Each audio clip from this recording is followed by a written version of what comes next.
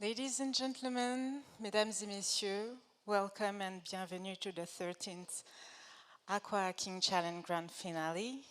Actually, it's also the very first binational final of AquaHacking Challenge, and we are very happy to be here today. Today, we're going to talk about water, because water matters in every aspect of our life. Water is the lifeblood of our planet. It's what makes it very unique in the entire universe. It covers 70% of our planet, but only 3% is fresh water. And as we are living along the Great Lakes shores, we are very privileged to be the guardians of 20% of this fresh water. I think it's a privilege because without fresh water, there is no healthy population, healthy community. Without fresh water, there is no inland thriving biodiversity. And also, without fresh water, there is no development, there is no economic development. And I don't think that it's a coincidence that if the Great Lakes region was a country of its own, its GDP will be $6 trillion, making it the third greatest economy in the world. I don't think that is a coincidence. Yet, we take it for granted, and our freshwater ecosystem are at risk, out of balance. The water cycle is disrupted. And even where the freshwater is abundant, we can see that threats are looming. Water is not only essential, but it's also existential. It underpins every facet of our existence and activities. As I was saying, we take it for granted, and discontentment is also a real threat to its future, and therefore to our future too. In a world coping with climate crisis, emerging contaminants, persistent contaminants, we have no right and we have no time to stay inactive and passive. But I'm sorry, I didn't want to depress you. I just wanted to have your attention because I believe that with what you will see and hear today, you have every reason to be optimistic. Actually, I think that you will even be inspired by what you're going to hear. So there is opportunities in this race to preserve our waters, and it's been almost a decade that AquaHacking has been doing everything to make it possible to grab any opportunity for innovation through meaningful entrepreneurship and impactful innovations. So my name is Anne-Pascale Richardson. I'm the AquaHacking Program Director at AquaHaction, sorry. And this is my privilege to be your MC today for this event. I am delighted to be able to speak to you live from Traverse City, Michigan, United States, more specifically from the Agony Center at the Great Lakes campus at Michigan, Northwestern Michigan College, our amazing partner and co-host of this challenge.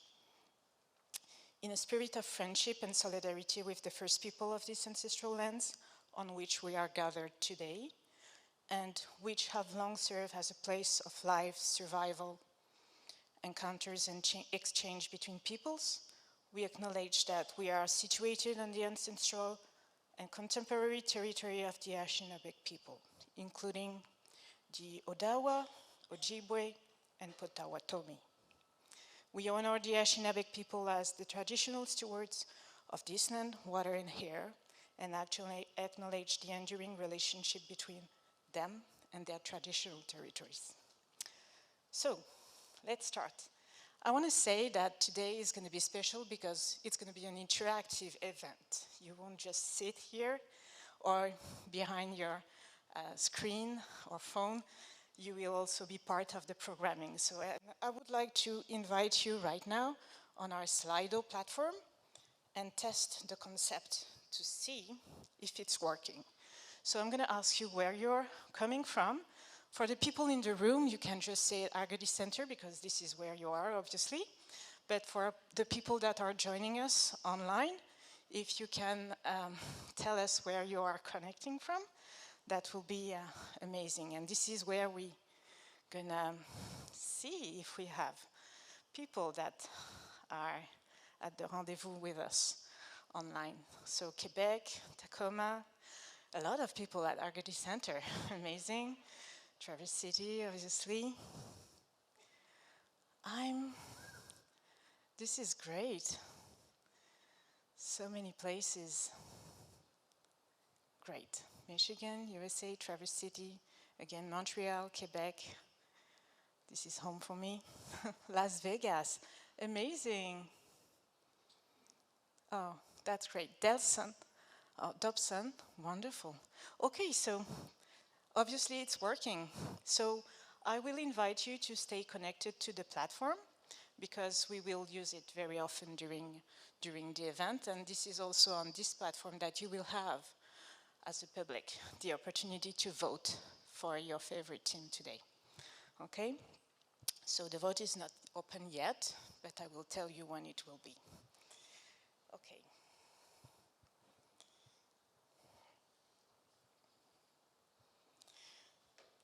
So today we are showcasing the power of innovation, and we will unveil 10 transformative solutions. As we will crown the champion, I just want to remind everyone that actually all the participants are winners today. They embody victory. Today is just the prologue of a journey of profound impact for all of them. This is what we really believe, and actually we know it because it's been almost a decade that we are doing it with AquaHacking, and we have built a community, an Aqua Nation, and we have supported more than 80 startups in this endeavor. So before we can jump into the pitches, I have a few people to invite on the stage to talk to you about what we are doing with AquaHacking and how amazing it is. Not for me to be the only one to say it. But so I will invite our co-host on stage, and I will start with Jason Slade from NMC to join me and say a few words.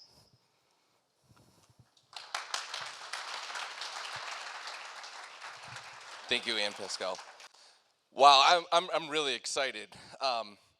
You know, I kind of walked in here and I wasn't too sure what to expect, and then I saw the layout and I saw all of you, and I am just really geeked for what's coming next. And so I just want to take a minute and just first off thank all of you for being here. I mean, look around. Here we are on Friday afternoon, and we're all here supporting this great activity. It's so nice to see everybody. And I feel like I know many of you. Like some of you, I've seen your LinkedIn posts where you provided updates on the contest or your own projects. I've ran into you at the expedition or bumped into you while you're prepping. Some of you I ran into the hallway as you were making some last minute changes. And so as we go through this, it's hard for me to believe that we kicked this off almost a year ago, and here we are now. So I'm just really excited. One of the things I have to say is, you know, I want to take a moment and just kind of share, how did we get here? That's one of the things I often get asked. Like, why are we doing this? Like, how did we come to this place? Why are we partnering up? And how does it fit in with the college and the community? The first thing, I got to do a little bragging, okay? First, when you're in a building like this and you have a view like that and ships like that and a research vessel, you have to point to those because that's what makes this college different than most. We have a marine technology program that's best in the nation. So not one of the best at a community college, not one of the best in the region, but one of the best ones in the nation with 100% job placement. And that's something we're going to brag about over and over again. We have 1 to 6 maritime academies. And so here we are located in the Great Lakes offering a pathway to a premium career. So when you look at that and you take into account that we just launched a water environmental quality testing program based on the demands of industry, you can tell the college really loves water. I mean, I hope you can. I mean, it's a backbone of what we do. It's one of our distinctive programming. So when AquaHacking came to us and said, hey, do you want to partner on this? Would you be interested in being part of that? The first thing that resonated for us was just their belief in water. As they stated at the beginning, you know, this is a critical resource and we have to protect it. So while that was obvious, the entrepreneurship challenge part wasn't something we'd done before. You know, we've successfully launched alumni into companies. We've seen our instructors and educators bring on new teaching methods, deploy new technologies in their classrooms. We have one of our instructors right now that is very deep into microplastics research, something that's very unique for a community college. We've seen the Office of Possibilities get traction not only in the college but also in the community. But we've never launched a full-blown challenge, from intake to screening to expedition to the finale to everything that goes into it. So there was no better organization to start that journey with than AquaHacking. We shared a vision with them. They put their faith in us, which I really have to thank them for. And it became apparent this is something we'd have to try. Our president often speaks of taking risks and looking at possibilities, and this event kind of fits that motto. It fits that motto perfectly. So I must just say this has been a really great partnership. So none of this is possible without the vision and support of AquaHacking. You know, we're honored that they picked us. We're the first bi-national competition. We're the first one here in the Great Lakes. There's a lot of really strong, great institutions and organizations they could have gone to, and for them to select a place like NMC, we thank you for that. I mean, that truly made it special. And this began what hopefully is a very strong and long partnership that we have together. So a big thank you to Ann Pascal Richardson, director of the AquaHacking Challenge, Juliette Dufresne, hiding back there, our program coordinator, and then AquaHaction's president, Sula Chronopoulos, who couldn't be here today, but has jumped into this challenge like you wouldn't believe. She has been an incredible supporter of the things that we're doing here. I have to do a shout out to the NMC team hiding back there, to Lisa Cooper and Ed Bailey. I'll tell you right away, I learned quickly not to interrupt the AquaHacking Zoom meetings when they're having their team meetings, right? I did that once, I will never do that again, because they are so focused on what's occurring and executing that truthfully I was just getting in the way. You know, thank you for your hard work and dedication. It would have been really easy to say, hey, you know what, we have other things to do, but you really saw this as a new exciting opportunity, you know, that this was something that you wanted to bring forward and you prioritized it. So thank you very much for doing that. We're seeing the fruits of that labor today. I got to do a shout out to our mentors. None of this is possible without you. I mean, whether that was those Zoom calls when you were at the March expedition, when you're doing follow-up in the hallway yesterday I saw some words of encouragement going on at the table here. That job never ends, and so thank you very much for providing that critical support, that feedback, just that encouragement that each team needed.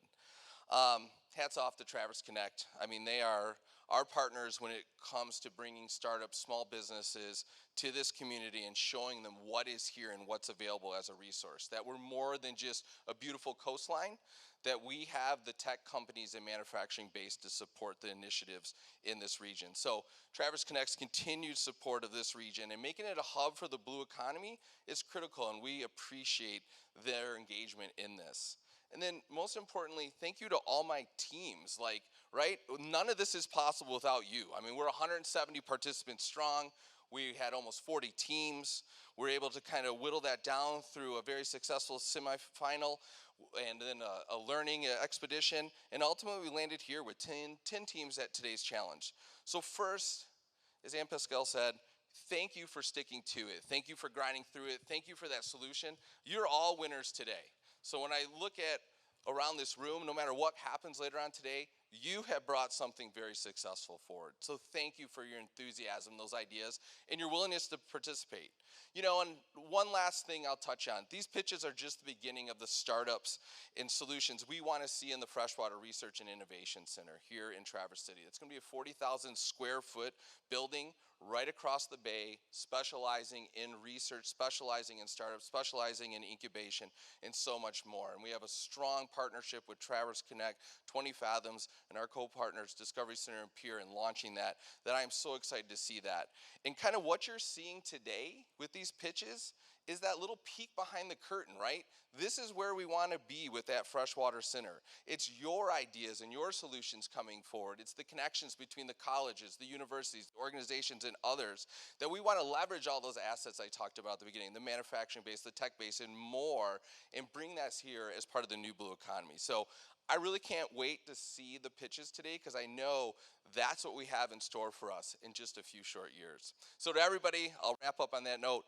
Thank you very much, and good luck today.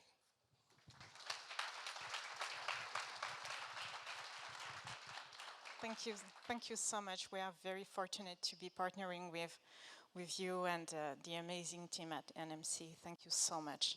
Now I would like to welcome Carrie-Anne Arup, my long-term colleague from AquaHacking, to say a few words on behalf of AquaHacking for you. Good afternoon, everybody. Thank you so much for being here. As you've heard, it's very exciting for us to be here in our first binational AquaHacking challenge for the Great Lakes.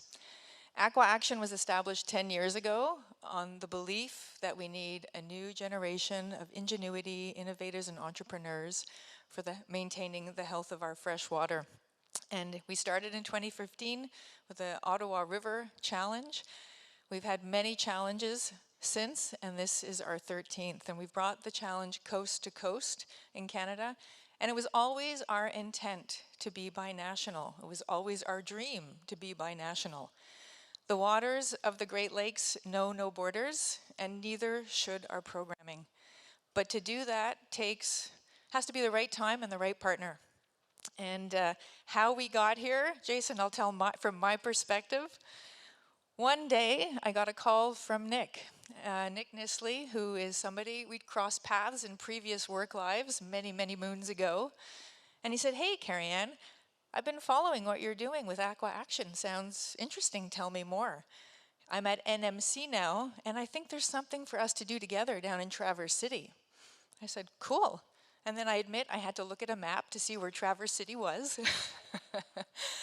And then Nick introduced us to some of his colleagues here. We met by Zoom, Jason and Ed and Hans and Lisa, and we started talking and sharing, and it's like, hey, this sounds good. And then we came down to sort of meet in person. And we met a few of the other partners here in the ecosystem who we saw believed like us that we need innovators and entrepreneurs to work for the Great Lakes and the health of the water. And we had an amazing whiteboard session, and it all began. We developed together the collaborative relationship that we're seeing the fruits of today. It was truly magical, and it's been an incredible journey working alongside all of you to get to where we are. And it's through collaboration like this that solutions are possible. This morning, in honor of today's event, I went for a swim in Lake Michigan. And I went to introduce myself to the lake because I've never before swum in the waters of Lake Michigan, and I gave my thanks. And when I was in the water, I cast my mind across the basin to all the other lakes where I have swum.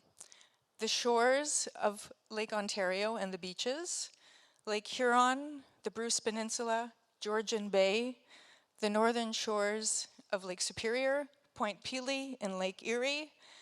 And it was like, wow, this is awesome. If you cast your mind and try and hold the basin in your mind, you realize how big it is and how we really do need all the ingenuity we can muster to make sure it stays healthy and it stays plentiful.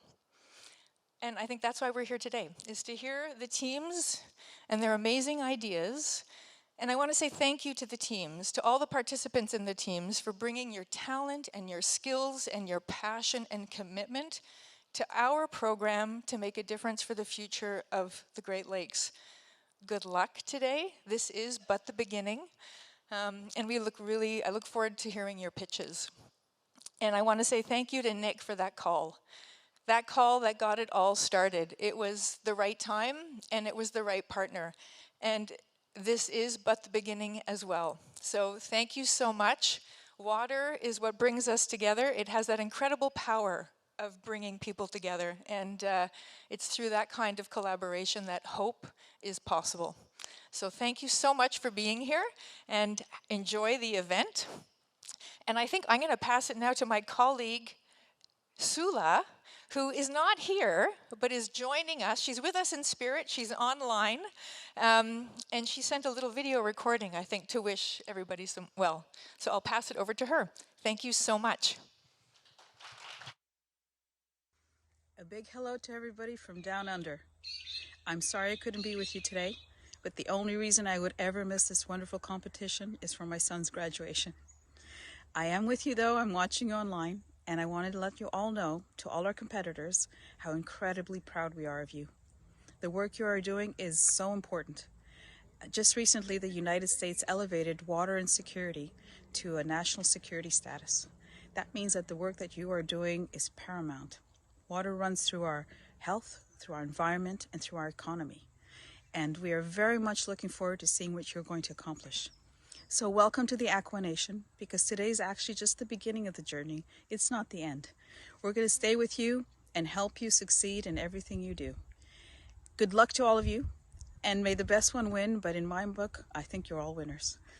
Thank you also to Northwestern Michigan College, incredible partners that you have been throughout this whole competition, as well as Traverse City, all our judges and our mentors, and our supporters in the region. We look forward to doing big things with you.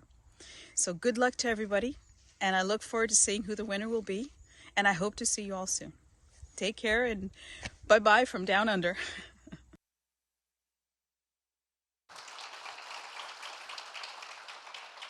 Thank you so much. So this is amazing, and you're gonna hear a lot collaboration, partner, because an AquaHacking challenge, for doing an AquaHacking challenge, we need to collaborate with a lot of partners.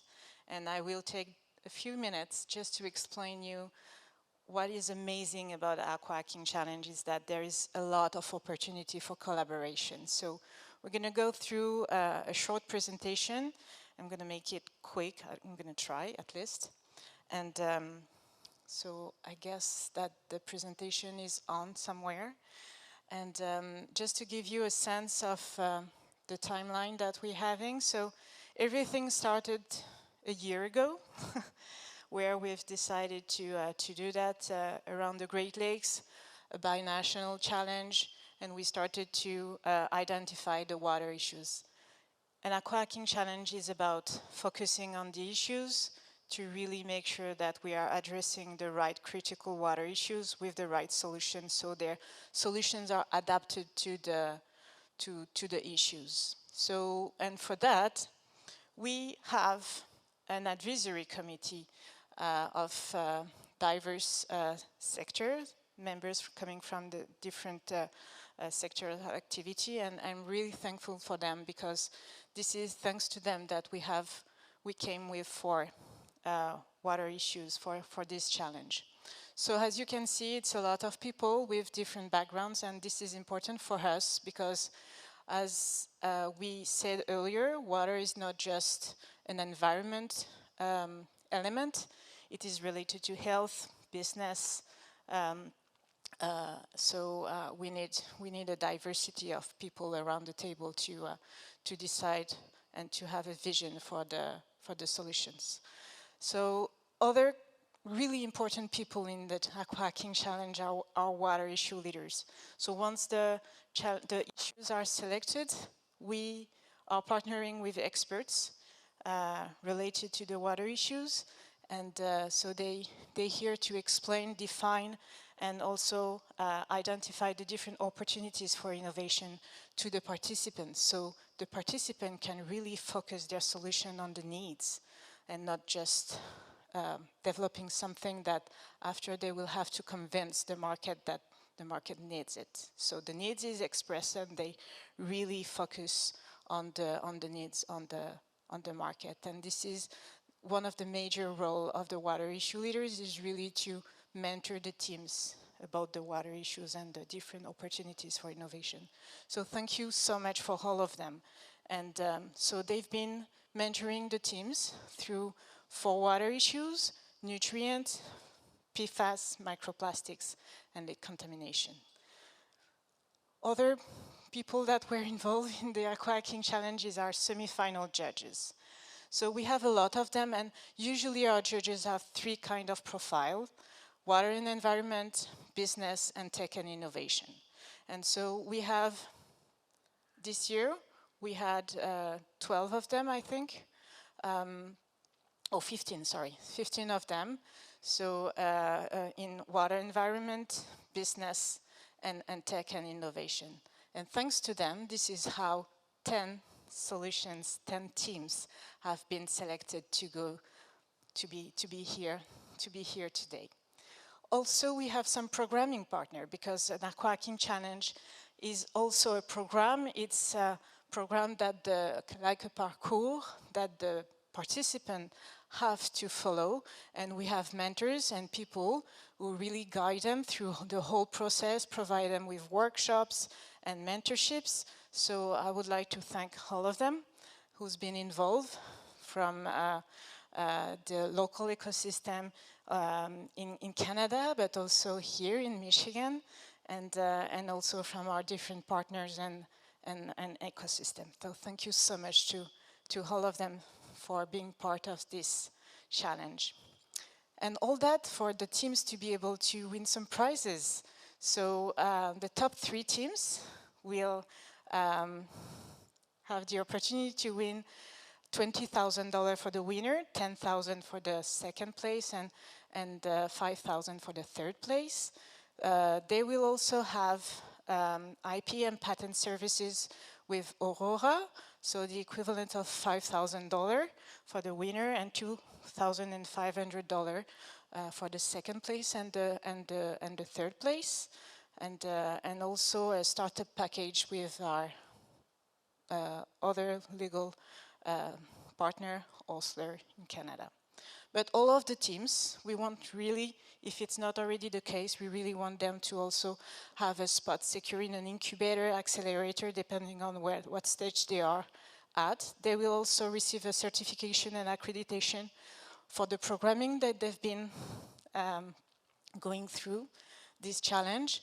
And thanks to you, the audience today, they will also, one of the team will have the opportunity to win an extra $1,000 with the People's Choice Award. And also we are welcoming everyone in the Aqua Nation. You're already in the Aqua Nation anyway, since you're finalist. So, but it's becoming more real today more than ever. So let me tell you about the finalists and what was the journey. So we started with 200 participants registered to the challenge. 36 teams were formed, 16 teams presented at the semi-final, and we've selected 10 of them. And we believe in all of them. 4 are from Canada, 6 are from the US. And during phase 2 with the finalists, we like to go into an expedition. It happened 2 months ago, exactly, and I would like to share a bit of this experience with you through a small video.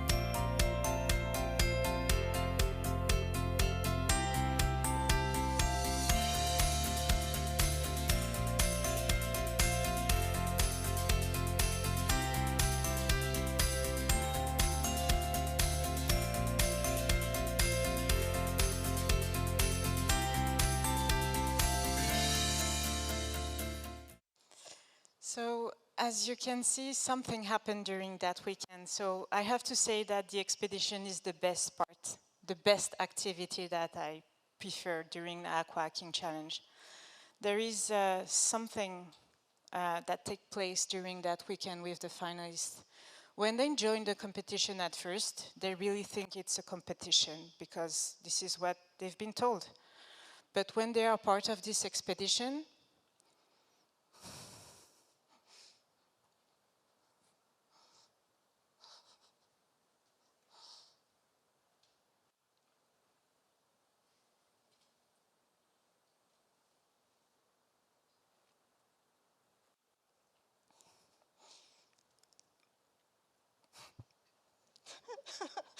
okay.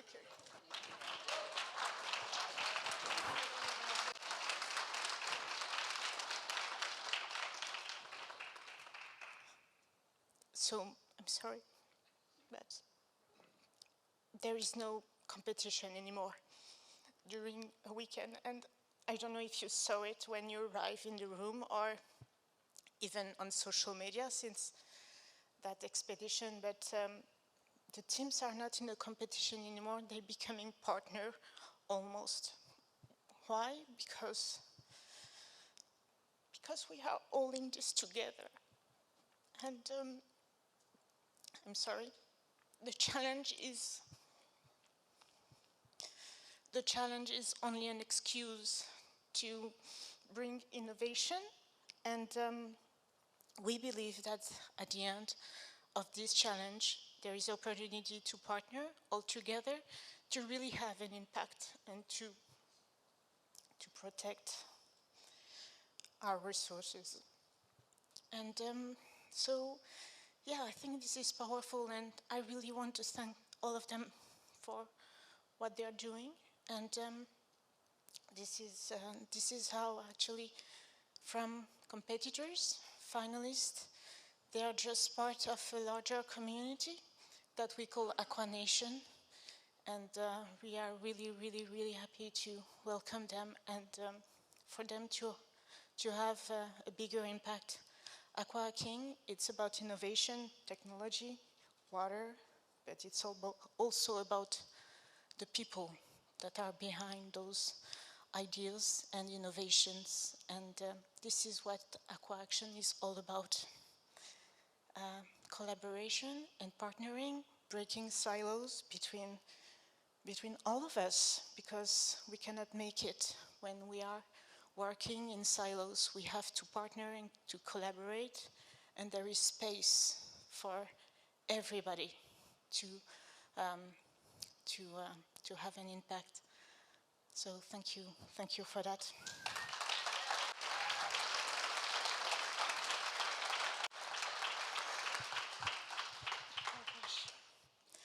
So we couldn't make it neither without our supporters, and I want to thank them. And I will invite a few of them to speak to you and to say why they are supporting what we are doing. For some of them, it's since the beginning. Others, they just joined us recently, but all of them believe in what we are doing, and we are very, very thankful to our national sponsors. And I will start with Dominique Monchamp from the De Gaspé-Beaubien Foundation. Actually, she's one of the first. They initiated the first AquaHacking Challenge a few years ago, and she led the two first challenges. And after, they founded AquaHacking, and they're still supporting us today. So please welcome Dominique Monchamp. Hello, everyone. Very happy to be with you today virtually. Unfortunately, I couldn't be there in person, but on behalf of the De Gaspé-Beaubien Foundation, I'd like to congratulate all of you for your hard work. For those who don't know the De Gaspé-Beaubien family, this is a Canadian family who founded a company named Telemedia. In the field of the telecommunication.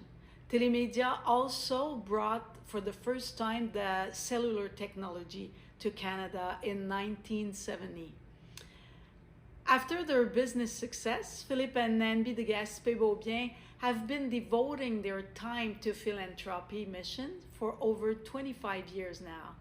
The younger generation of the family decided to make water preservation their cause. So that's a bit of a background for you to understand where we come from. As entrepreneurs and business people, they embrace entrepreneurial values and they firmly believe that with innovation and technology and ambitious entrepreneurs like you, we will be able to save and protect water, this most precious resource for human life and all the ecosystem. You may know that global freshwater demand will outstrip supply by 40% by 2030, according to UN experts. Also, there's a new report published by WWF that says that the annual economic value of water and freshwater ecosystems is estimated to be $88 trillion US. This is a lot. This is the equivalent to 60% of global GDP. Finally, according to the United Nations, 90% of climate impacts and disaster are felt through water. And by 2025, these impacts will slow down Canada's economic growth by 25 billion annually. That represents an equivalent of 50% of Canada's projected GDP growth. This is a lot. With all these scary statistics, we have the choice of giving up or doing nothing or rolling our sleeves and take action. We at the Foundation have decided to act by giving youth entrepreneurs like you the support to solve this water crisis. Your work has never been so important, and what you do is vital for all of us. We can't thank you enough for not only potentially creating your own job, but also contributing to the survival of humanity. On behalf of the Gaspé-Beaubien Foundation, I'd like to thank you from the bottom of my heart and wish you all the best of luck. No matter where your rank in the competition will be, know that we will be there to support you all the way. We need your commitment, your perseverance, your passion, and your belief in what you're all doing. So good luck and thank you again. Thank you. Thank you so much, Dominique. Now I will continue with Ovivo, who is supporting the AquaHacking Challenges 2017, and also are making sure that some of their employees are engaged in the challenge, mentoring, judging, and building also the AquaNation community with us. And to talk to you today, I will welcome Elena Bailey. Hello, everybody. My name is Elena Bailey. I'm the Director of Business Development for North American Municipal Industrial for Ovivo. On behalf of Ovivo, I would like to applaud the participating teams of innovators and wish you the very best while you embark on your remarkable journey because of your creativity and passion for water. As innovators, you have the privilege of shaping narratives and working on solutions in uncharted territories that can lead to solutions that can ripple, not just in North America, but around the world. I have been with Ovivo for almost 38 years, and my passion from day one was to work on designs that can provide the greatest and latest technological innovations to solve water. As an innovator myself, holding 7 patents, I encourage you to focus on developing technologies that can solve water issues of the future, not just the present, because water is and will remain the most valuable commodity in the world until the end of time in all corners of the earth. We share common values with AquaHacking, including teamwork, expertise, and innovation. We are extremely proud to support entrepreneurs with innovative ideas like yourselves. By supporting AquaAction as a partner, Ovivo is actively contributing to the development of concrete solutions that restore freshwater in North America. Congratulations to all the bright and innovative minds that made it to the finals of the Great Lakes AquaHacking Challenge final. Keep pushing boundaries, exploring new ideas, and most of all, be fearless in pursuing your dreams. Best of luck at the finals. Thank you. Thank you so much. We love so much partnering with them. And another partner that we love to partner with, as we also have some of them engaged in the challenge as judges, advisory committee, and water issue leaders, is Xerxes. And we have our amazing Jim, water issue leader, who's going to speak on behalf of Xerxes for us today. Xerxes is a brand of matter infrastructure technologies. We are a proud partner with AquaAction. I'm part of the water and wastewater department.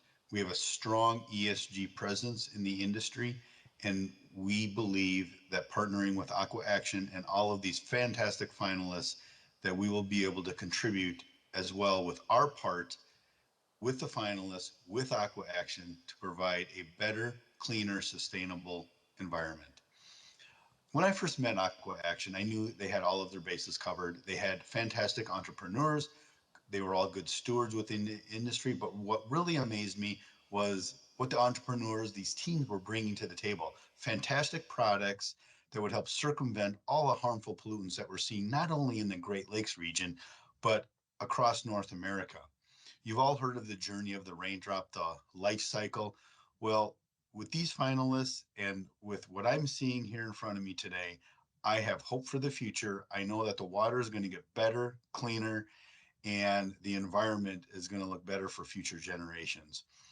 There's a lot of innovation out there, and it's important within the water sector that you as the finalists are doing your part, which I see, and I am very proud to be a part of this team. It's not only does it matter for future generations, what we're doing today, but what I see is that with the products, with the innovation, with these young minds, that the environment is going to get cleaned up. The Great Lakes region is going to do their part to contribute, and AquaAction has a fantastic business that brings all of this together. And speaking of bringing it all together, I'm proud to be a part of the framework of AquaAction and you finalists. The life cycle is very much similar to the water life cycle. And with that, I'd like to extend good luck to everyone. Remember, water is the driving force in all of nature, and I'm hopeful for the future. I wish you all the best of luck in your presentations over the weekend, and you can contact me anytime. Again, Jim Merkowitz with Xerxes, a proud partner of AquaAction, and good luck to the finalists. Thank you. Thank you so much, Jim. Okay.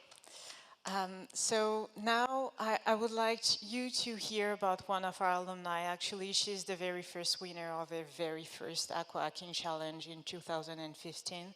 Her name is Kat Kavanagh. She's the founder and director of Water Rangers, and she has a few words to share with you. And she's the proof that, and she's one amongst so many, but she's the proof that what we are doing has an impact. It's just not for fun. This is real business. Please, Kat Kavanagh. Hi, I'm Kat Kavanagh. I'm the executive director and founder of Water Rangers. And Water Rangers was founded at the first ever AquaHacking competition back in 2015. I can't believe how much my life and this organization has grown and evolved in those 9 years since our founding. And I just wanted to let you know that you're now part of this water movement that is AquaHacking and AquaAction, and it's I think it is a very powerful mechanism for transforming our tools and resources for our waterways, and we really need as much of that innovation that you're bringing as possible.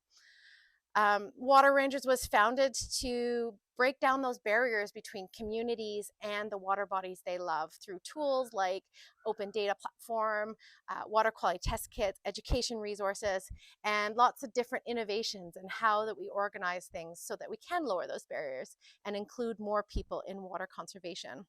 And from the pitches that I heard during the semifinals and from what I've read, the innovations that are coming out of this AquaHacking competition are above and beyond amazing and so transformative.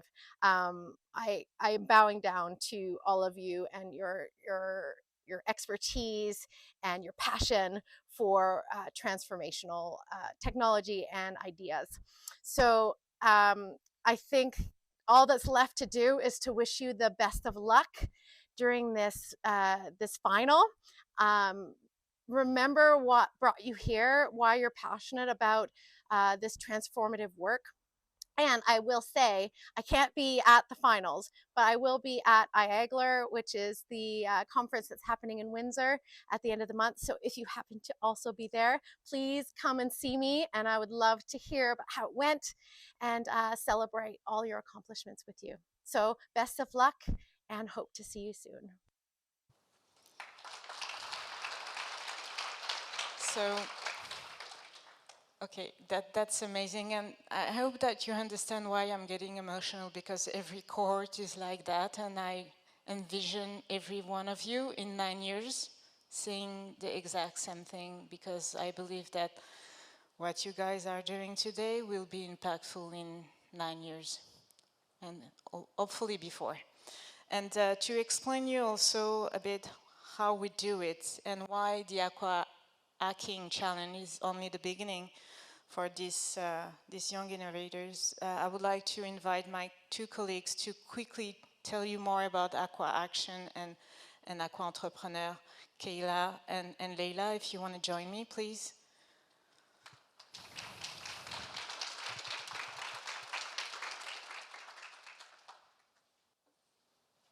Two minutes. We'll make it quick.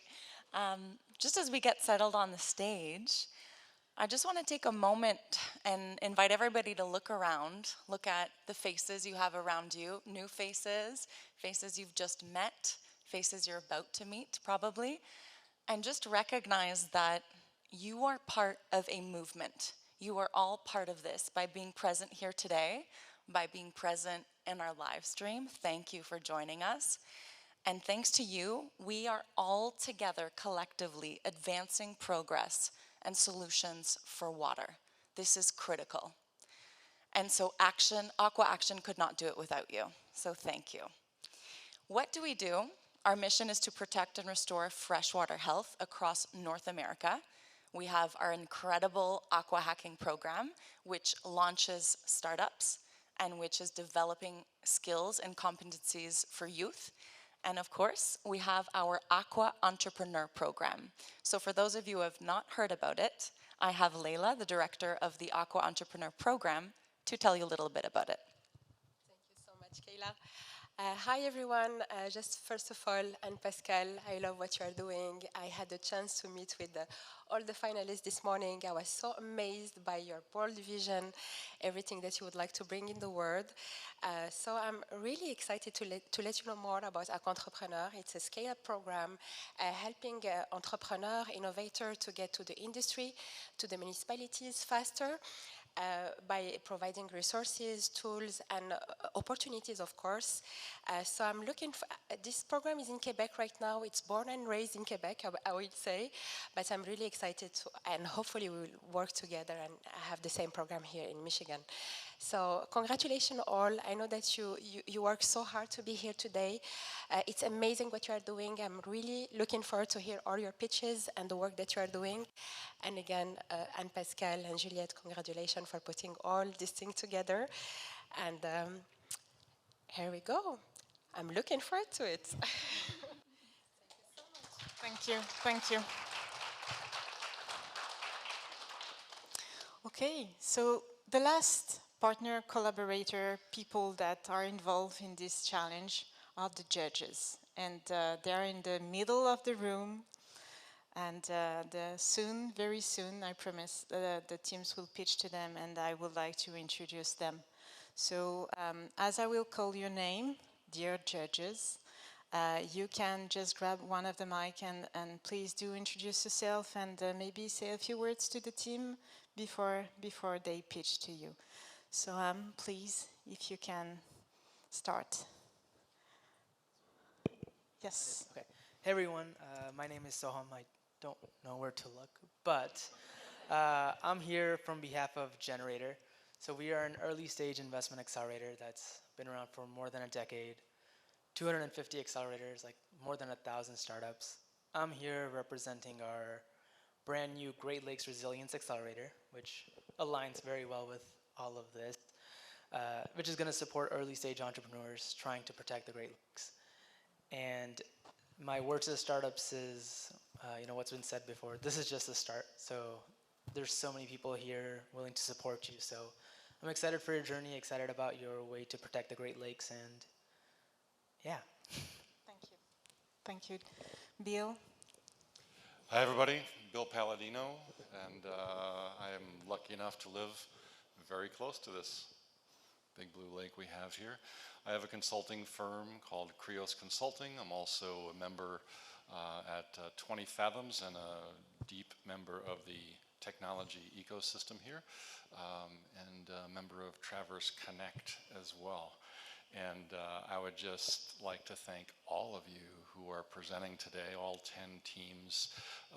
What a great group. It's been really amazing for me and the other judges to tune into what you're about to present to us.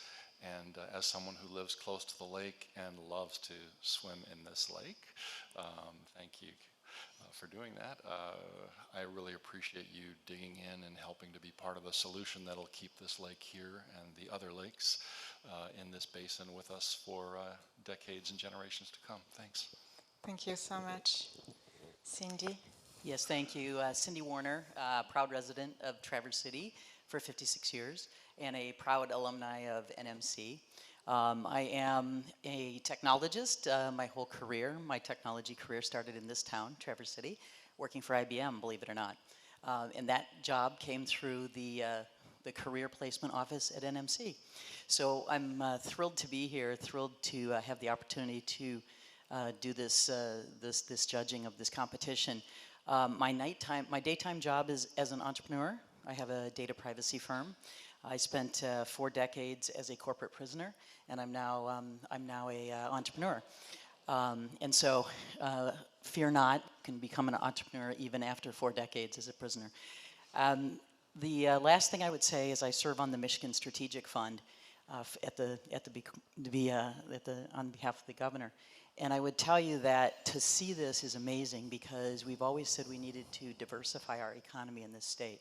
So, you know, we know how to build cars, but we haven't always known how to build other things. And so it's fabulous to see this kind of innovation in areas that are so important to this state, specifically in the area of water.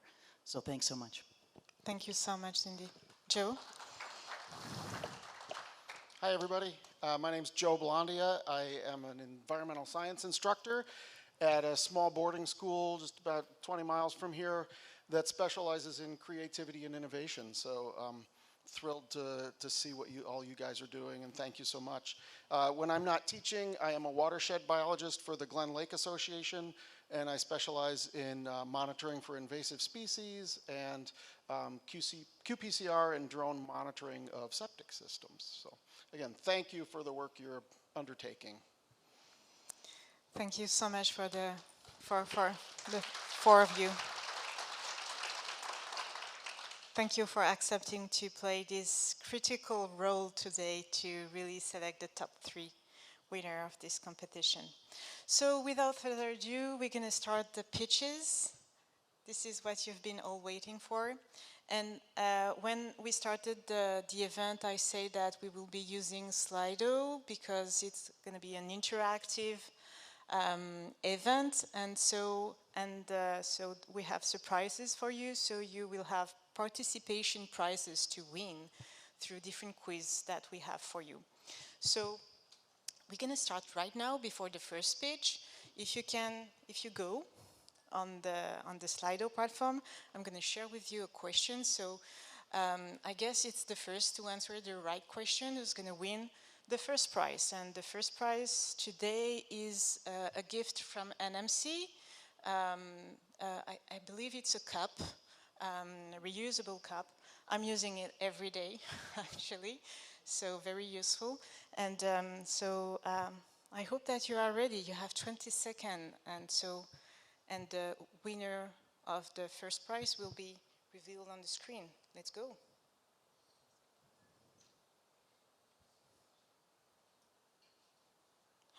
This is not working. Tech issue.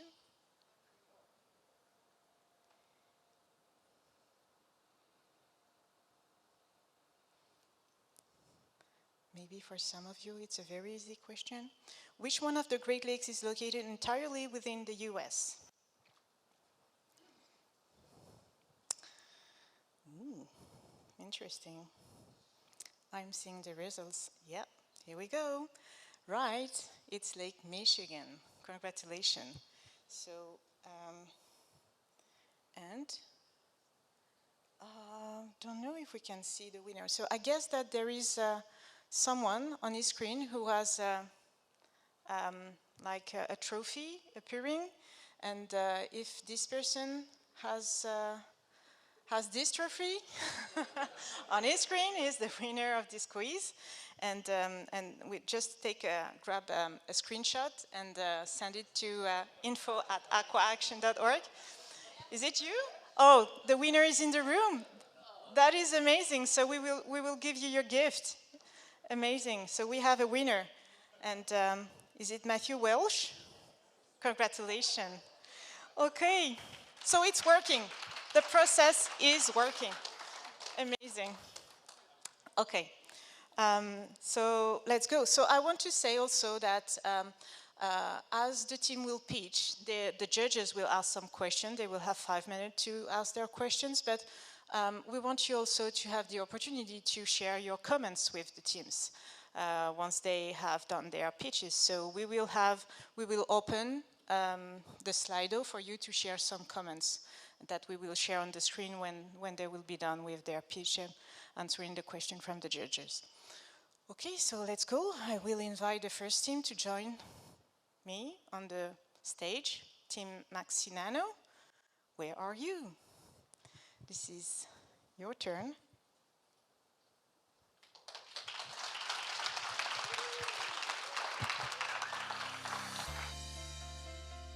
We are developing a technology that uses electricity to capture the microplastic from drinking water. Yeah, for me, water is like the most important source for life. And in terms of health, it impacts us from every perspective. And there are lots of millions of, thousands and millions of microplastic in water, which will go through our body, through the blood circulation. So that's why we really focus about this problem and really want to provide the better solutions. Fresh water is the most important resources in our daily life, and we use it every day.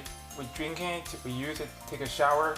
So that's the reason why I want to provide a solution to remove the pollutant from the water. I want to protect the water for everyone.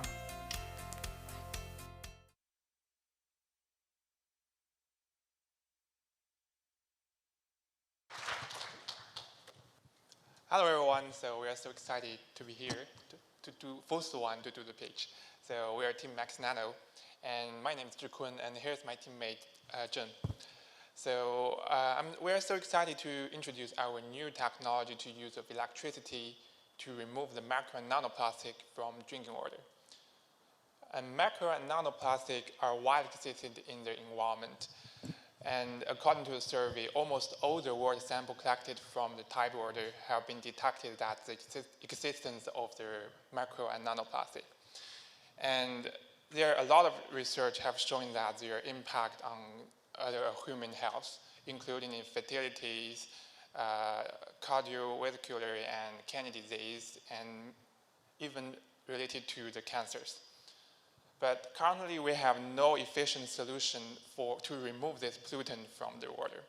But we are developing a new product that uses electrochemical treatment method to remove this small particle from the water. And our product is very small under sink water treatment unit to remove the microplastic in our house. So how it works, and because the plastic particle in the water is charged, and this charge makes them suspended in the water for a long time. But we can use of it. Our system can apply the water difference between two electrodes, which made of porous material, and the electrical attraction force between the electrode and particle can physically trap this small particle within the porous structure. And using this system in the lab, within 2 hours, it can remove up to 90% of the plastic particle. And it's very safe to use because we didn't add any chemical inside of the water. And it's also very low working voltage, less than 12 volts. And our system has very low maintenance costs. The only thing you need to do is just replace the electrode for several months. And it's also possible to reuse this electrode after the activation service provided by our company. So, and now John will introduce about business plan of our company. Thank you, Zhikun. Regarding for the business potential, according to the report, the global market for the household household water purifiers was 11 billion in 2021, with an annual growth rate of 10%. And the European, Pacific, Asian, and the North America are the main part of the global market. And this also indicates that there's still room for the market development in other regions like the Central and South America or the Middle East. And the mainstream water purifier treatment technologies currently available in the US market can be classified into 3 types, namely RO-based, UV-based, and gravity-based. Compared to the gravity or the UV-based technologies like the filter or the activated carbon or the UV lamps, our method can remove both microplastic and even the nano-sized particles at the same time. And compared to our system, and our cost is low. So we believe our product is highly competitive in the market. And currently, we are in the phase of technology development and testing, and the next step to start our business journey. And first of all, we will conduct the market survey in the variety ways to identify our top concerns, like the price, the platforms, and the target customer.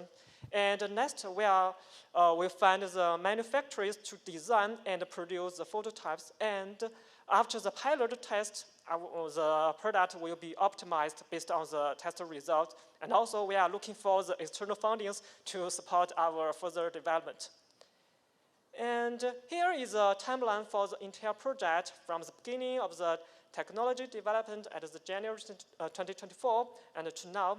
And next, we will continue to some works in the patent application and the marketing. And also in the future, we will develop some new products like some portable processing unit or some special processing unit for the laundry or wastewater. And here's the team members and each one's responsibilities. And yes, thank you so much. And any questions or comments are welcome. Thank you.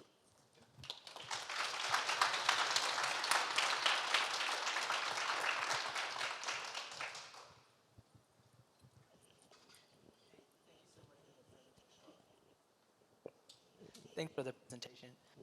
I was looking at the chart you guys had that shows how much time it takes to take the microplastics out of the water. And it seems like it took 30 minutes or 90, like to get more than 50%. Yes, it's in the specific conditions. So we just select one condition in the lab. So because we are still in the development stage and actually still have a lot of space for optimization. And for that case, we use a 12 volt and using a circulation system, and within half hours, it can remove around 90% of microplastic in 1 liter of water. Gotcha. So best case scenario, that's 30 minutes it would take out 90% of the microplastics? Yes, and it also can be optimized, actually. Yeah. Thanks so much for the presentation. It was great. The competitive landscape here obviously is pretty pervasive, right, with filters and everything else. Do you guys have any idea yet on the price point and then also the replacement of the, it's not a filter, but you know, your device that's taking the nanoparticles out? We didn't calculate the price in the industry for the real application case, but in the lab, for remove 1 liter of water, so because we use very low voltage and the energy consumption, so it's very low. I think it's much lower than the RO system that also consumes a lot of electricity. And the only thing about the price, affect the price, is the price of the filter. We use like the porous material, and which one is made of the carbon fiber. So, and that's cheap, and it also can be reactivated after use. So we can use a high temperature to burn out all the plastic particles because they are organic. And after that, after burning, and we can use some acid wash and to treat them and reuse them again. Yes. Can you describe the size of the particulates that you are filtering out? We know now that the particulate size is getting smaller and smaller, that we're beginning to measure even in our own bloodstreams where nanoparticles are showing up. Can you tell us about the sizes that this is most efficient in filtering?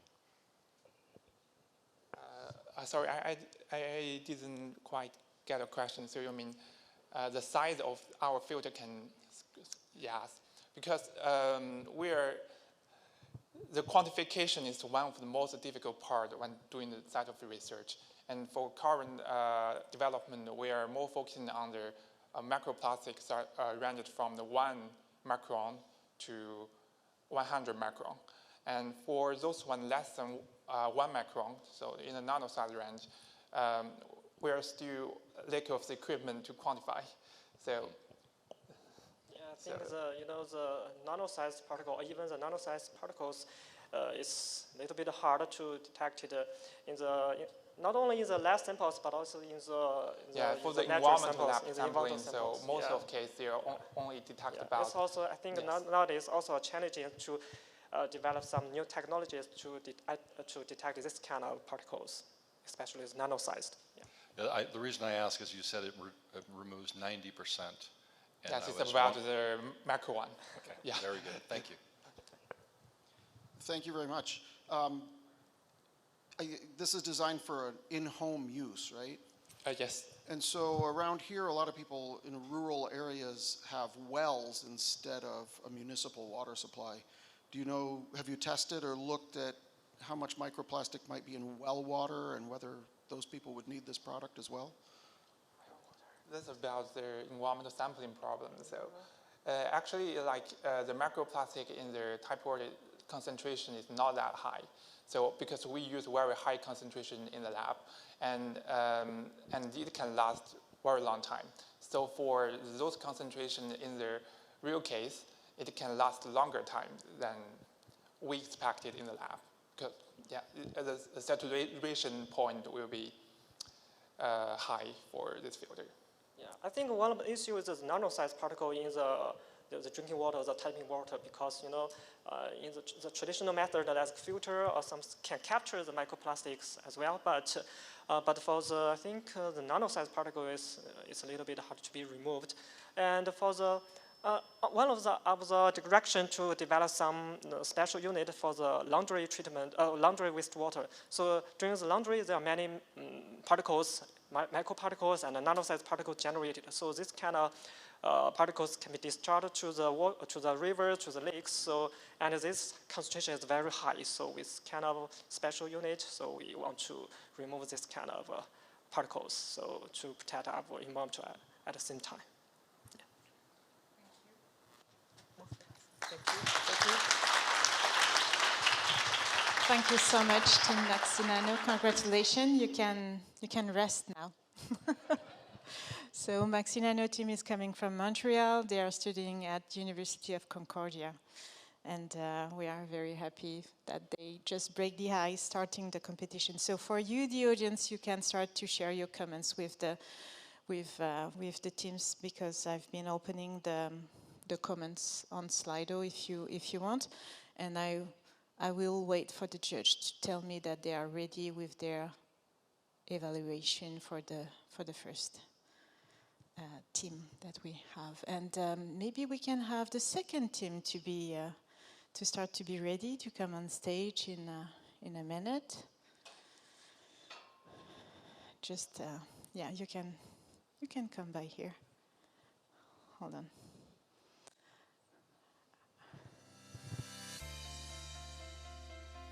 We are Wave Lumina. We are developing a rapid on-site contamination field screening device that will revolutionize the PFAS testing industry. Perfect, yeah, I like that. I grew up around water. My summers were always spent on the water. Without having clean, accessible water, my life would have been dramatically different. Being privileged in that I got to grow up on an inland lake. I'm an avid swimmer and sportsman, and the idea that my kids or my grandchildren won't have that same experience if we don't make a difference in the water cycle is the reason that I'm so passionate about this project. Water is the solvent of life.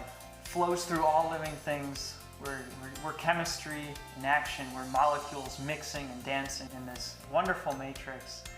As a scientist, literally living the dream now, solving these water crises.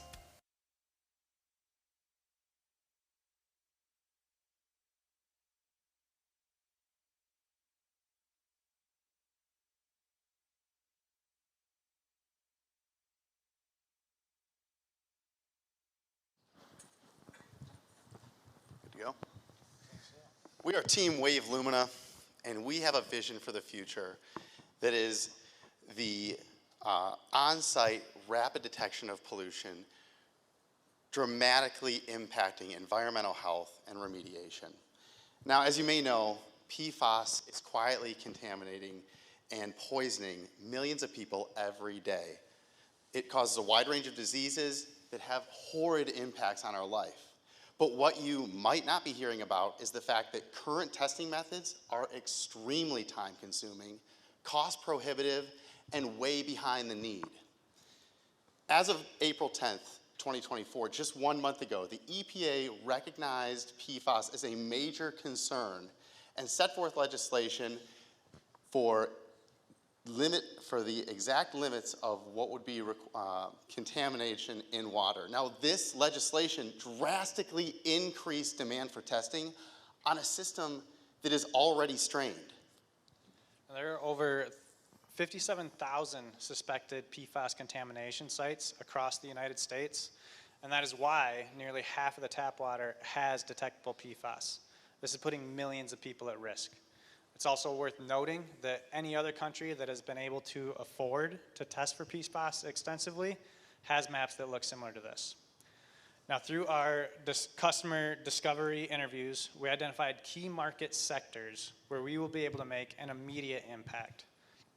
They indicated that their primary pain point is that sampling is taking 2 to 8 weeks and costing about $300 per sample. We are developing a product that is going to be able to provide results at about $100 per sample, and the best part is they can use it in the field and get results in about 30 minutes. We are creating the CFSD, the Contamination Field Screening Device. It's an affordable tool for rapid on-site assessment of water quality. What you see here is our current prototype alongside our vision of the final marketable product. The CFSD uses nanotechnology for signal enhancement of trace-level analytes like PFAS. We use a straightforward 30-minute sample prep that can be performed in the field with minimal training. The test strips are transferred to the device, which scans them with a laser. It induces and excites molecular vibrations that emit spectral signatures.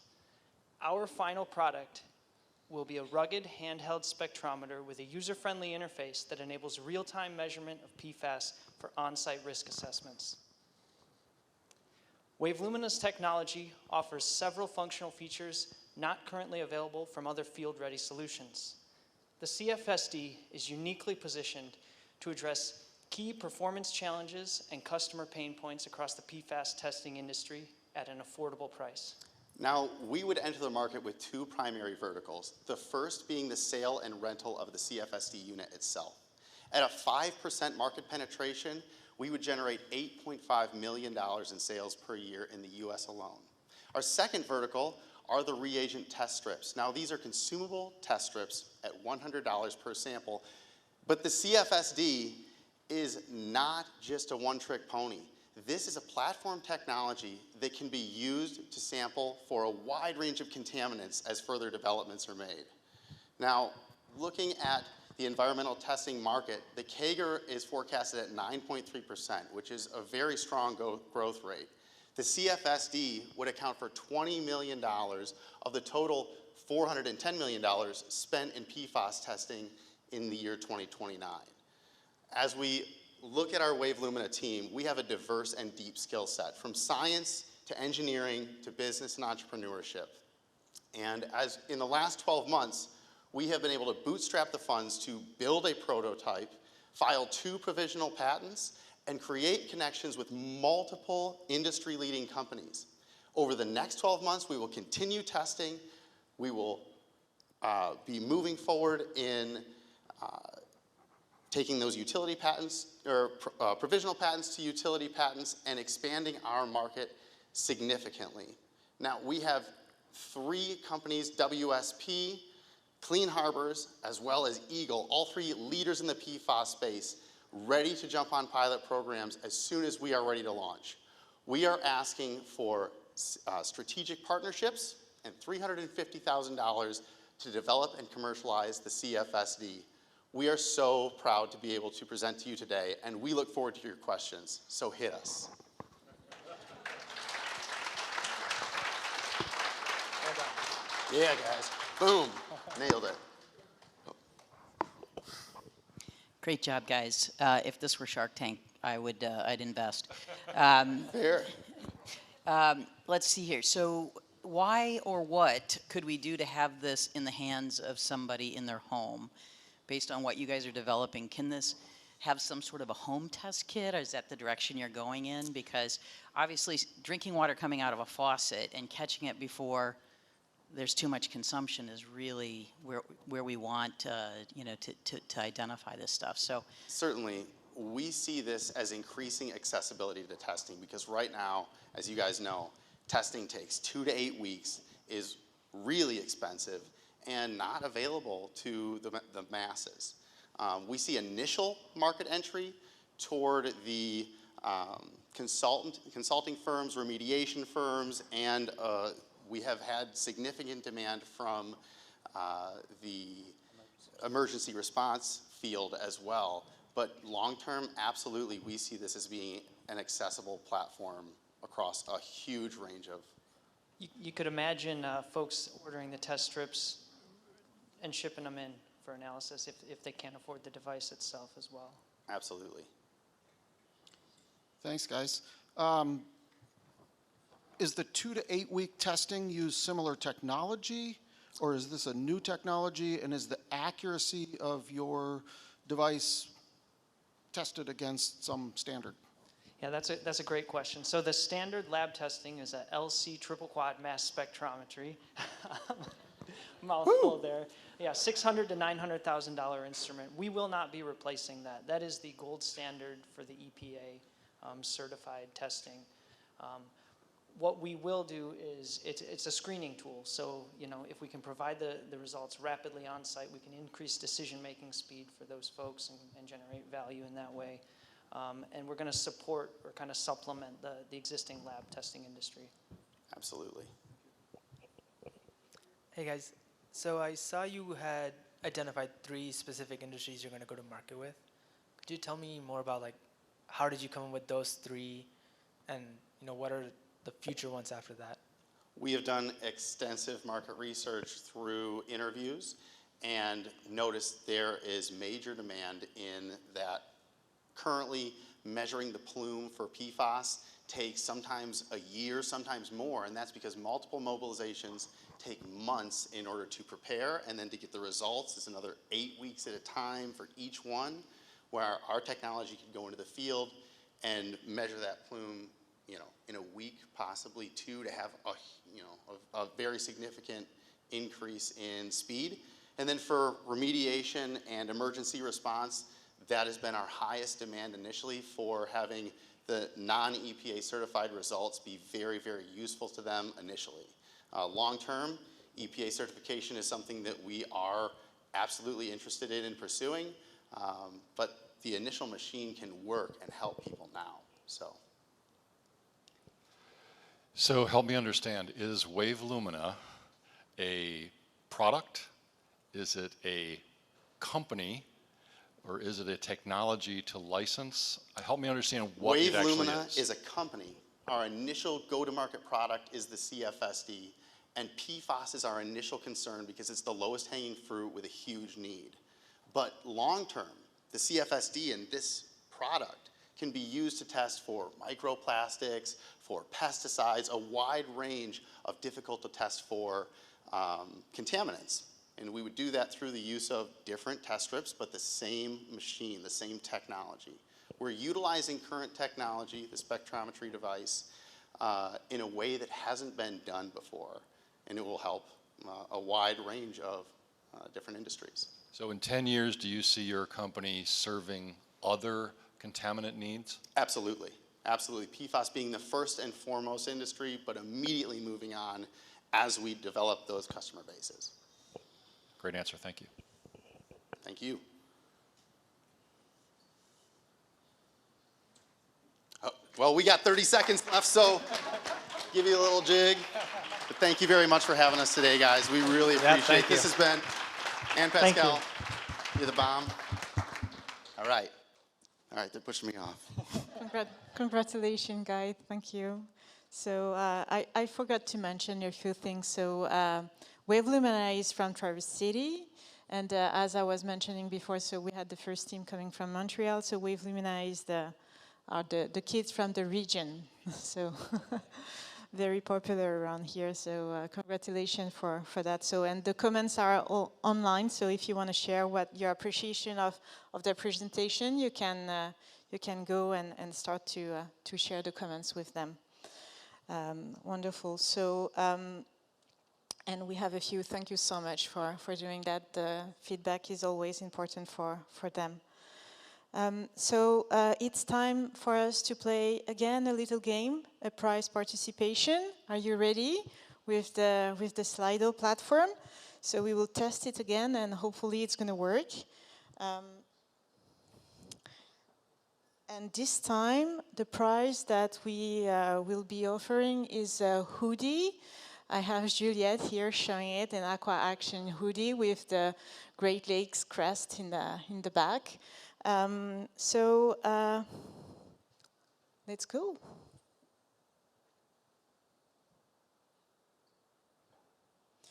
The question is, how many microplastics do we eat or drink per week? What do you think? Is it 5 milligrams, 5 grams, or 5 kilograms? Let's see. What's your estimation?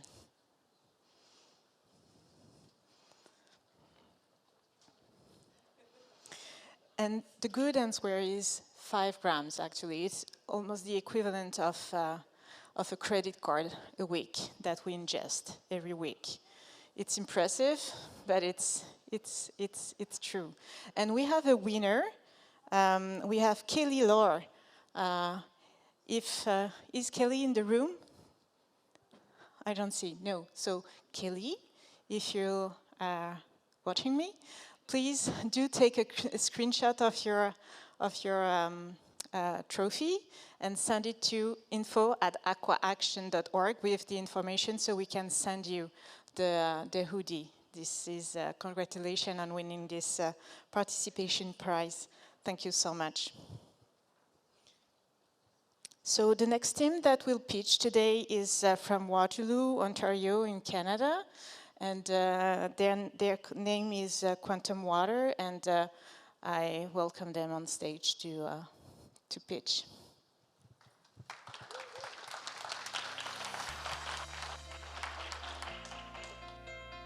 And we're Team Quantum Water from Toronto, Ontario, Canada. And water loop. Well, we're developing quantum technology that can act as an extra sensitive detector for lead. We grew up camping a lot on the water around cottage country, and so water recreation and just the natural environment in general is very important to us. And being around large bodies of water, especially the Great Lakes, just highlights how important they are, not just to recreation, but also the people that reside within those borders.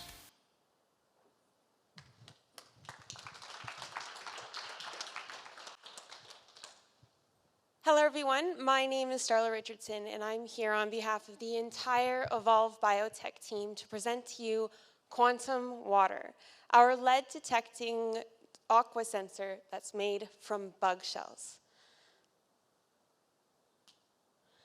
Now, with Flint, Michigan being right in our backyard, I'm sure that lead-based water crises probably hit a little bit close to home. But water and contaminated water is not just a local problem. It has become a global crisis. No one wants to worry about themselves nor their children when they're drinking their water that it could be potentially contaminated with lead and cause adverse effects. So how do you protect yourself and your loved ones from contaminants in your water that you can't see? Well, you could ship it off to me, and I could throw it into an extremely expensive machine that is a power-hungry, but realistically, is that going to calm you as you're handing a glass of questionably yellow water to your children? Of course not. And we're not saying that there isn't already lead detecting tests for at home. The difference is that those aren't made in an eco-friendly way. The compounds that are used are often not safe, and it's questionable about whether or not they're easy to use. And this is where our carbon quantum dot technology really rises above the rest. So you might be wondering, what is a quantum dot? Well, if you're aware of the 2023 Nobel Prize winners in chemistry, you'll know we didn't make this technology. We didn't discover it either. But what we did do was we evolved the science. Instead of using toxic reagents that lead to toxic compounds, we focused on safe, renewable carbon sources, bug shells. Now, not only that, we also eliminated the need for specialized reaction vessels, extremely long heating times, and extremely high heating temperatures. And we simplified that science down to just a few minutes in a conventional microwave. So that at the end of it, what you get is a tube of glowing blue water. So what would that look like for our end users? Well, they would take a little bit of their tap water, they would mix it with our quantum water, and then from there, use the UV flashlight provided in our kits. And then it's a simple pass or fail. If the solution continues to glow, no lead was detected, and you're okay to drink your water. However, if the glow is dead, then there is lead. And so instead, you would reach for a bottle of water instead. Now, one of the greatest parts about this technology is that it's essentially just burnt sugar. So after you're done your testing, you can just dispose of it down the drain. So I have not gotten a chance to cross my T's and dot my I's. So for the next 4 months, I'm going to be in the lab working really hard to get us to that point. From there, we'll spend some time scaling up so that when we go to our partners, the water rangers, who already provide testing kits to their clients, like schools and daycares, we'll be able to get ample tests. And then I'll go back to the lab and I'll make sure that this technology is reliable. Then we'll be ready for production and adoption into the market. Now, we're well on our way to making our first dollar. But if we were to win today's seed funding money, what we would do is we would split it 2 ways. One would go to our equipment and our materials. But as you can see, it's not a very large number. What we're really focused on is the science. But thanks to Canada's dollar per dollar grant matching, the effects of today's award would actually double. Now, this would put us in a perfect position to dive into the testing cycle with the water rangers. Being a business-to-business model, it would make it easy for us to get into that market. From there, we could scale up into the North American water testing, which is currently estimated at $1.9 billion. And in just 10 years is expected to double. But we're not going to stop there. We're going to go up into the global testing market as well. Because as I said, contaminated water is not just a local issue. It is a global crisis.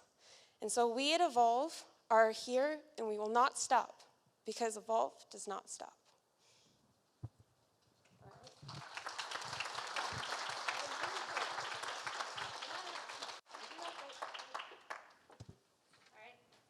Do you have any questions for us? Very well done. So this kit, I take it, with the flashlight, et cetera, that somebody buys for their home, I take it? Yes. What is the cost or anticipated cost of that kit?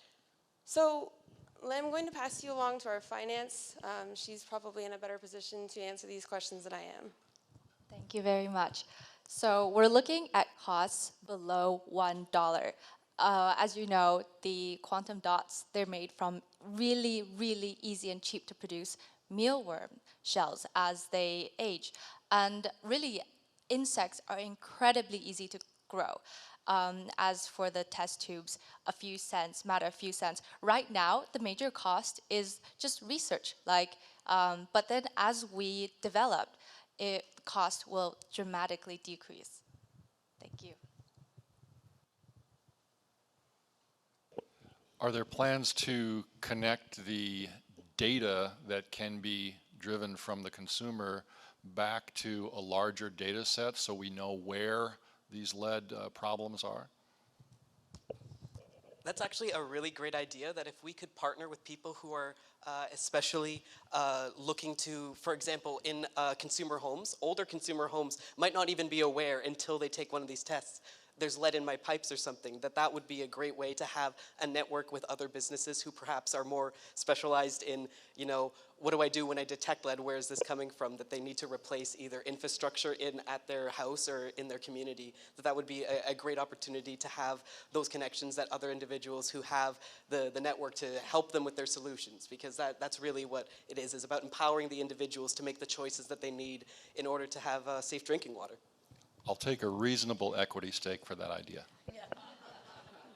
So just one adding to that is that with our technology, what we can start to do is create little communities. If you're lead, or if you're sensing lead in your community, with our partnerships with Waterloo, the City of Kitchener, and then hopefully we'll grow from there, you would be able to report that to, say, your municipalities or your federal agencies, and they would be able to come in and say, listen, somebody in your neighborhood has been having some issues with lead, you might want to start testing as well. Thank you, Starlight Morgan. I want to also add that we're actually developing our own dashboard as well, and we partnered with QC Water Dashboard because we realized that, wow, this data, it's so widespread and broad, we need to collect it together. So yes, I love your question, and it is definitely something we are currently working on. Hey, I also loved your slogan. It was very catchy. So you said you're trying to get to $1 per sample. So could you just tell me more about, for the next few months, you're doing a lot of R&D. What are the biggest challenges you're facing, and how do you scale to that point? So some of the biggest issues that we're currently facing is kind of that question of what's your shelf life, right? But in order to even measure shelf life, we need that time to pass, right? I'm trying to determine whether or not photo bleaching is occurring. So what kind of vessels do we need to provide these in? Do they need to be less photoreactive, essentially just using black glass? But also in addition to that, it's kind of looking into how low can we go? Right? So if we start to go lower in concentrations of lead, what is the lowest that we can hit? And then if that's too low to really see a change in our kits, how can we develop a new method to kind of still measure that? And now I will say we still have some work to do, but we definitely have plans on what we're going to do when we get there. Great, thank you. I'm assuming part of the cost of the kit is the UV flashlight as well. Are there plans to just have kits that are the disposable kind of things? If you've already got the flashlight, you could just order new stuff. And also, are you sourcing your own mealworms for this carbon, or is that another business opportunity? So in Waterloo right now at the University of Waterloo, there just so happens to be a shipping container filled with mealworms. So yes, we are currently growing our own bugs. I don't deal with that. That is someone else. Now, your original question had to do with whether or not we would be able to provide refills. Absolutely, of course. Kind of one of the methods that we really focused on was the elimination of that reaction vessel. And because we've gotten rid of that reaction vessel, instead of making 20 mils over 24 hours, we can now make gallons over 24 hours. And so then we're just shipping out new bottles instead of new kits altogether. And I would love to add that as for testing the color change on your smartphone, you can even use the Lumina tester to really detect that very easily. So it's something that you already have. And with your eyes, you can see as well.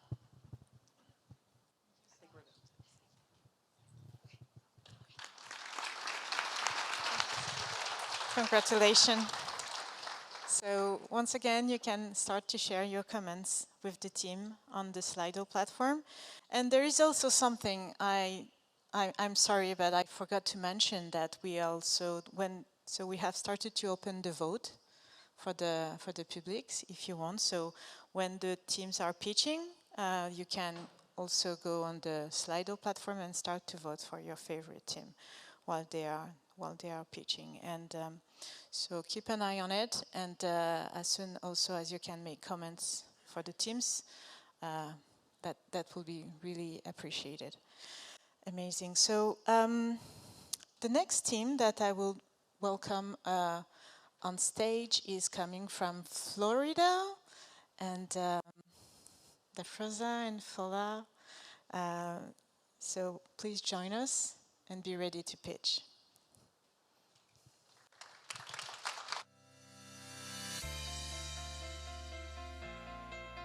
We are Team AI for Water Quality. We develop algorithms which detect the nutrient level in different water bodies. I grew up in Tanzania. I always played around the water. That has always been something which is very fascinating for me. So every time I see water, my mind goes bloop. So yeah, that's why I'm interested in water. I grew up learning to be fearful of water. The only river and lake in the city I grew up was typically abused by most people.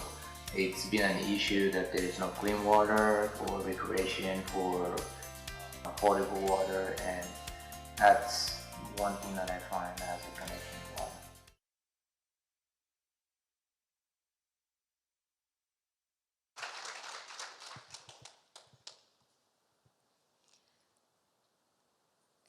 Hello everyone.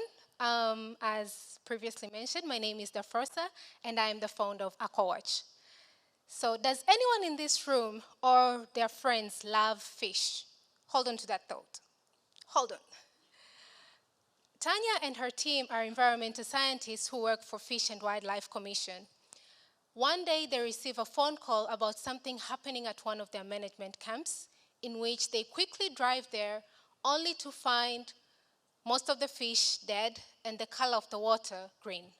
They try to find explanations on what could have caused such an event, and if at all it could have been prevented. So they mobilize the team, collect samples, drive back to the lab, analyze them. This process is very tedious. It takes a lot of time, money, and human resources. And this is where AquaWatch Solutions saves the day. We at AquaWatch Solutions revolutionize the way we tackle algae bloom. Our near real-time platform identifies the onset and the location of the algae bloom, hence saves time and resources. We utilize satellite images, temperature information, and wind information. We couple that together with AI or deep learning algorithms and provide near real-time visualizations or maps which tell us when and where the algae bloom occurs. Since our AquaWatch startup uses remote sensing technology, this industry has shown potential for growth, and it's expected to increase to around 56 billion by 2032 in the water quality marketing monitoring space. And additionally, our current market, being the Fish and Wildlife Commission, is expected to increase to about 1.22 trillion, an increase of more of 250 billion from now till 2029. And in the long term, we're looking into expanding our market to residential real estate, whereby the market looks very promising, with an increase of around 3 trillion between 2024 to 2029. We have 4 different revenue streams, one being API, so people will be able to access our services through API, through web interface, and when it comes to customers, they'll also be able to access our services through mobile alerts, that is push notifications and SMSs, as well as data as a service. So we're currently the only startup in the US which deals with remote sensing technology, providing daily alerts in the water quality marketing space, which gives us an added advantage since most of our competitors are entirely based in Europe. We have had progress in 2 ways, technological and through partnership. So we've been able to develop different spectral indices which are used as inputs into our models as we're still training the models. And also through partnerships, one is through the Tech Runway venture down at Florida Atlantic University, and AquaHacking, which has given us this platform today. Together with our partners, we are a team of 3. I'm a PhD student at Florida International University, Folarin, who is a data scientist and real estate expert, and Dr. Chris Thomas, who has a decade of experience in programming, robotics, and image analysis. So we're looking into launching the first version of our startup, as well as performing extensive customer validation by the end of summer this year, and performing different pilot studies and having intellectual properties. And based off the feedback we'll be receiving from the pilot study, we'll have the second version of our MVP, perform different tests, and launch by September 2025. Please, let's come together to help Tanya save resources and protect the fish we love so much. Thank you.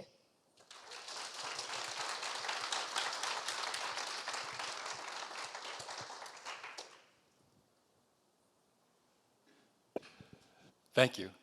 In your opening example, the example was of a causal solution, so the problem had already occurred and then you would discover the nutrient levels. I'm assuming that this is more of a predictive approach. Can you describe where the locations would best be for this testing, in the terminal bodies of water or in the tributaries where most of the agricultural fertilizer is introduced into the system? Can you describe where along the pathway your product is designed to work best? So we are actually looking at, let's say, almost always. So where did we first get this idea? So we visited Lake Okeechobee. It is down in Florida, and this place is mostly infested with like algae bloom caused by fertilizer. Like it's a lot of agriculture happening there. So our idea was to kind of understand where the source is. So it will probably be whether close to the rivers, the tributaries, but also since we're looking to expanding into a B2C kind of model, like where we're getting direct into contact into people. So also along the lakes or like oceans, because it will be easy to tell someone like, don't go swimming today, maybe there's something happening somewhere. So save all the gas money and stuff. So that's the general idea. Hey, just picking up on that. So your business plan is to go more towards B2C, or are you trying to do B2B still? So we're planning to start with B2G actually. Our target segment market is the Fish and Wildlife Commission.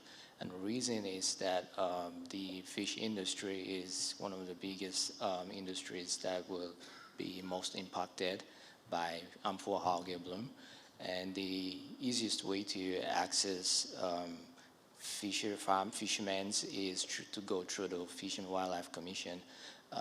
The cost of impact from harmful algae bloom in the industry is so huge that individuals and fishermen can't take on that themselves. It will typically be by the government. So our first approach is that. In addition to our mentioning real estate earlier, where it also has impact on real estate value. Over 2 billion annually is lost in the value of coastal real estate property. So if I own a property by the lake, I just don't know, but I'm losing value on my property because my house is close to algae blooming near around the water. So, yeah. Thank you. One of your slides mentioned sensing chlorophyll, which would detect the harmful algal blooms and stuff. Could this technology be also used for things like sediment and runoff?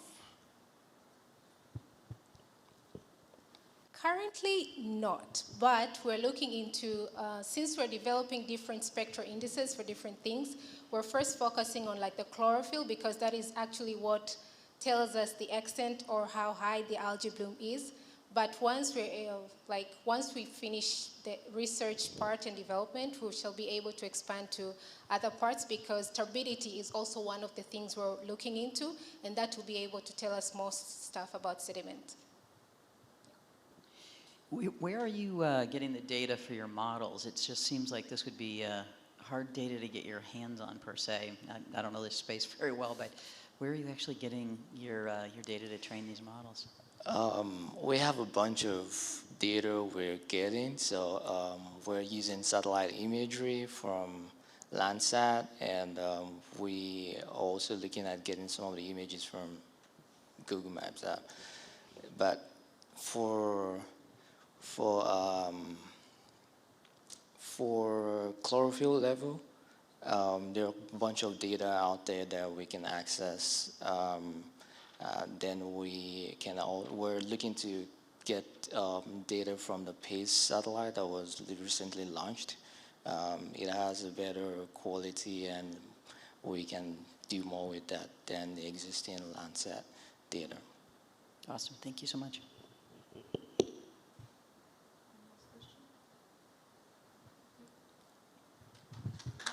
Thank you. Thank you. Thank you and congratulations. Well done. So time to share your comments from the audience. Thank you so much for that once again. And also time for our third quiz. So I saw that some of you were jealous about the hoodies. So this time, you'll have the opportunity to win 2 of them. This is serious. So, while the judges are finalizing their evaluation, I will start the quiz.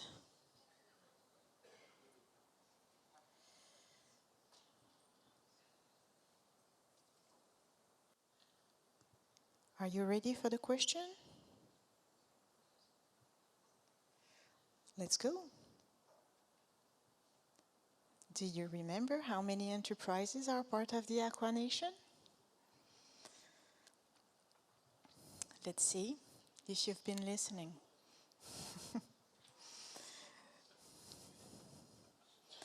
Yes, please, people from AquaHacking, don't answer that question. That wouldn't be fair. And so the answer is obviously more than 25 startups. And the winner is? Do we have the list? Waiting for the list. We are supposed... Here we go. Camille, you're the winner. Congratulations. So you just won 2 hoodies. Well done. Amazing. Great. So let's move on with our next team. They are coming from Quebec City. They are the youngest participant of this challenge and the finalist cohort. And they are named Proto StLo, and please welcome them.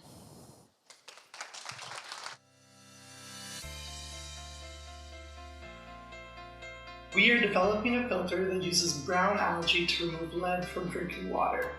My partner Merrick and I are certified divers who were certified at a very young age, at 9 and 11 years old respectively, and we found that being surrounded by so much water when diving, we were completely in awe of it. So we had a first-hand account of just how important water was to its ecosystems. I especially come from a small island, Barbados, and their water was very central to my life. I would surf, paddleboard, scuba dive, and it's interesting to see how water is central to our lives here in North America, but in a different way with the Great Lakes, and I really appreciate learning more about it.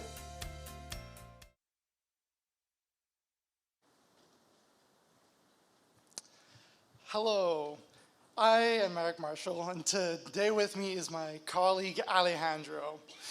What do you think of when I say sustainability? We think of taking resources from nature and then giving it back. But here's a problem. Industries use a lot of water. A metal finishings industry can use up to 29,000 Olympic swimming pools worth of water per year. That water has lead and other heavy metals in it, which must be filtered. This incurs significant overhead, so it can meet regulations and EPA standards.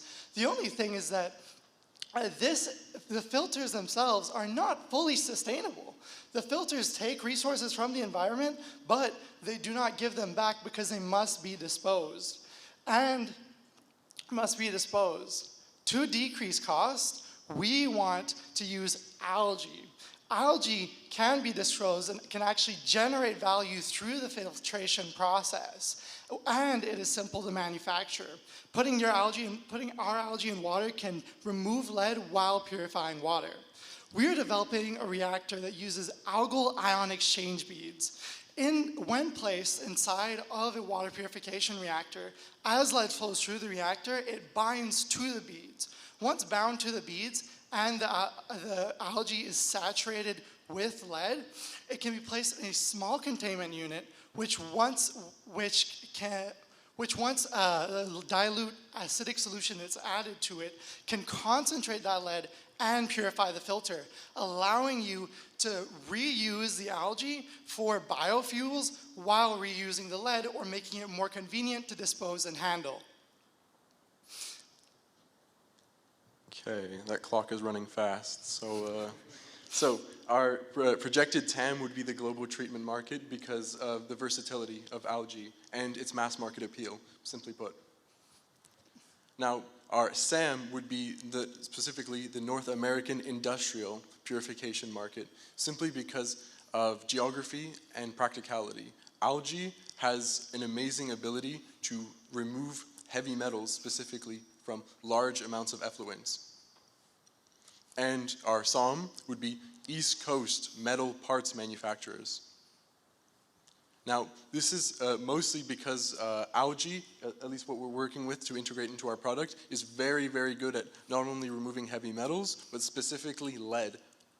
And why algae and why biomass in general? The biomass market is generating a lot of revenue. A mature market is estimated in the US to produce 1.5 billion tons of biomass, 250 million of which are made by algae. This biomass is used for biofuels. Our competition is picking up on this. Competitors such as Greenwind Technologies are using algae to filter organic contaminants and then reselling and then buying that back from their consumers. In addition, 3M is buying into these technologies because sustainability means increased efficiency. Right, so we want to get in on the ground floor on sustainability, and our approach starts with manufacturing. Our algal beads will start by integrating reclaimed plastics in the manufacturing process. Next, when sold to customers, it will be sold predictably for an upfront cost, a larger upfront cost, but then changed to a less expensive recurring service model to replenish once it's saturated. Now, this cost structure is possible because of an amazing regeneration and reclamation system. So as soon as the algae is saturated, we collect it from the company, we replenish it, and then we have a fresh batch waiting for them that we can send back. Now, this algae that's been saturated will have metal contaminants within it, and the algae itself is valuable. So as soon as we collect those things, these metal contaminants can be pooled together and very valuable in the future. Same with the algae. The algae can be reclaimed to either be reused or potentially sold as biofuel. Now, our main goal for the future is building a network. We want to have a network of sustainability where we can have all of our customers linked up. So all of their contaminants that we collect, we can actually pool all of the concentrations so they have a high enough concentration for each value segment. So an industry, for example, might not have enough of a concentration of a desired metal to actually do anything with it. So our plan is to develop, is to continue maximizing the efficiency of our filter, but that's in the future. Right now, we have practical ideas to first do further customer discovery, to further streamline our product, then to perform kinetic studies to understand its mechanisms, and then lastly, synthesizing all of that information to develop a first MVP that we can then integrate and test. And this is how we can take concrete steps to implement ourselves in the circular economy. Biomass is the future of the circular economy and our future. Thank you.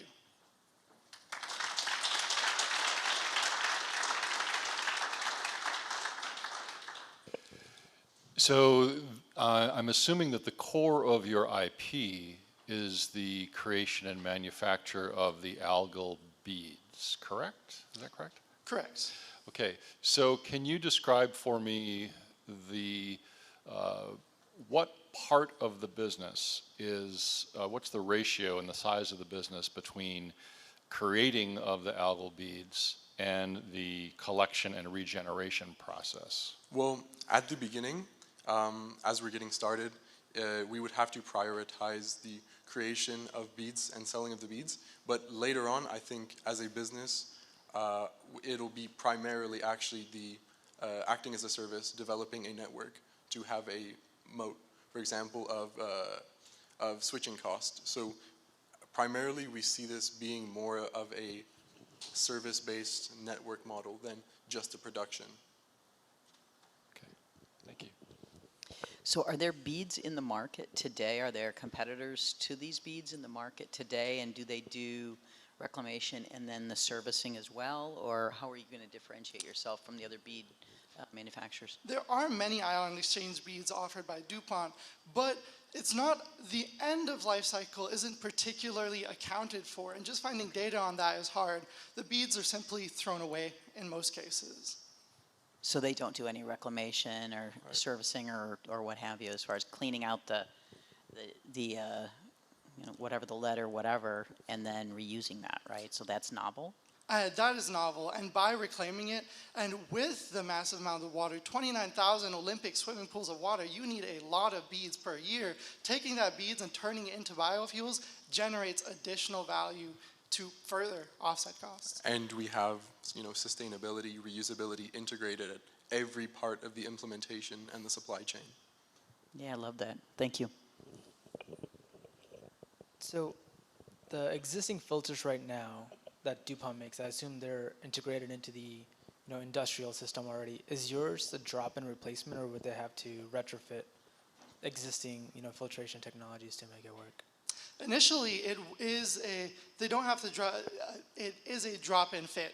It matches current ion exchange beads, but as we progress, as we develop, we can develop a reactor that can be easily integrated and that allows for maximum efficiency from the beads. But just using the beads alone allows for reclamation and the use of it as biofuels. And so you guys are doing both the manufacture of the beads and the reclamation work? Correct. In the long term, yes.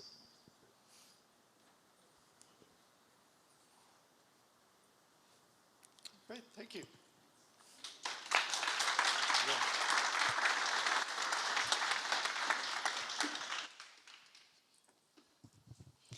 Thank you so much, and congratulations. So you can now share your comments for Proto StLo on Slido.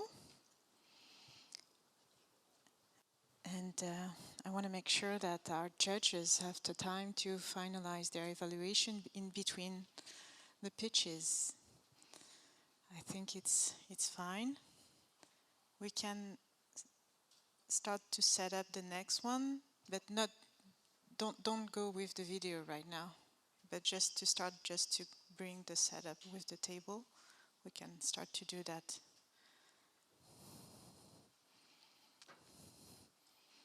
Thank you so much. So we will be ready for the next one. And thank you for sharing your comments for the teams. Are the judges ready for the next one?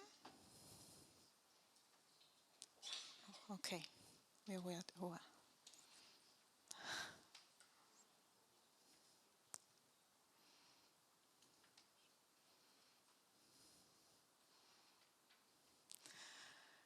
I hope that you are enjoying what you're hearing so far. And yeah, so we still need a few minutes to finalize the evaluation form.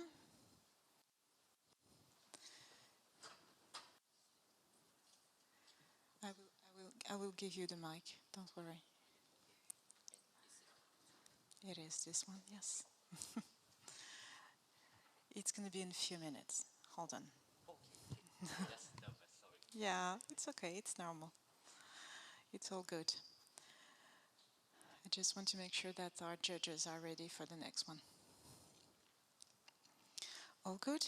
Wonderful. So our next team is coming from Toronto, Canada, and it's Triple H here today with us and his brother, co-founder of ElerGreen.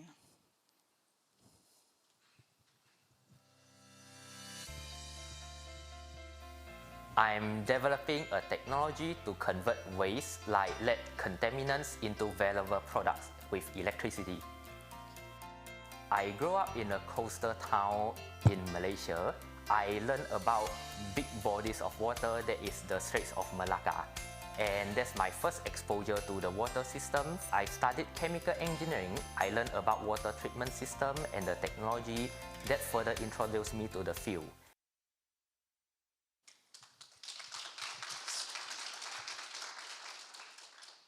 So, 3, 2, 1. As we begin, I would like to share some stories with you.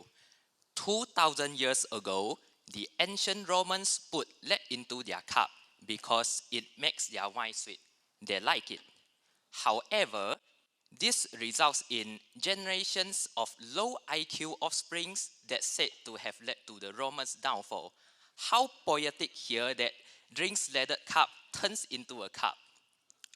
2,000 years later, the Americans put lead into their air, soil, and water because it makes American industry great again.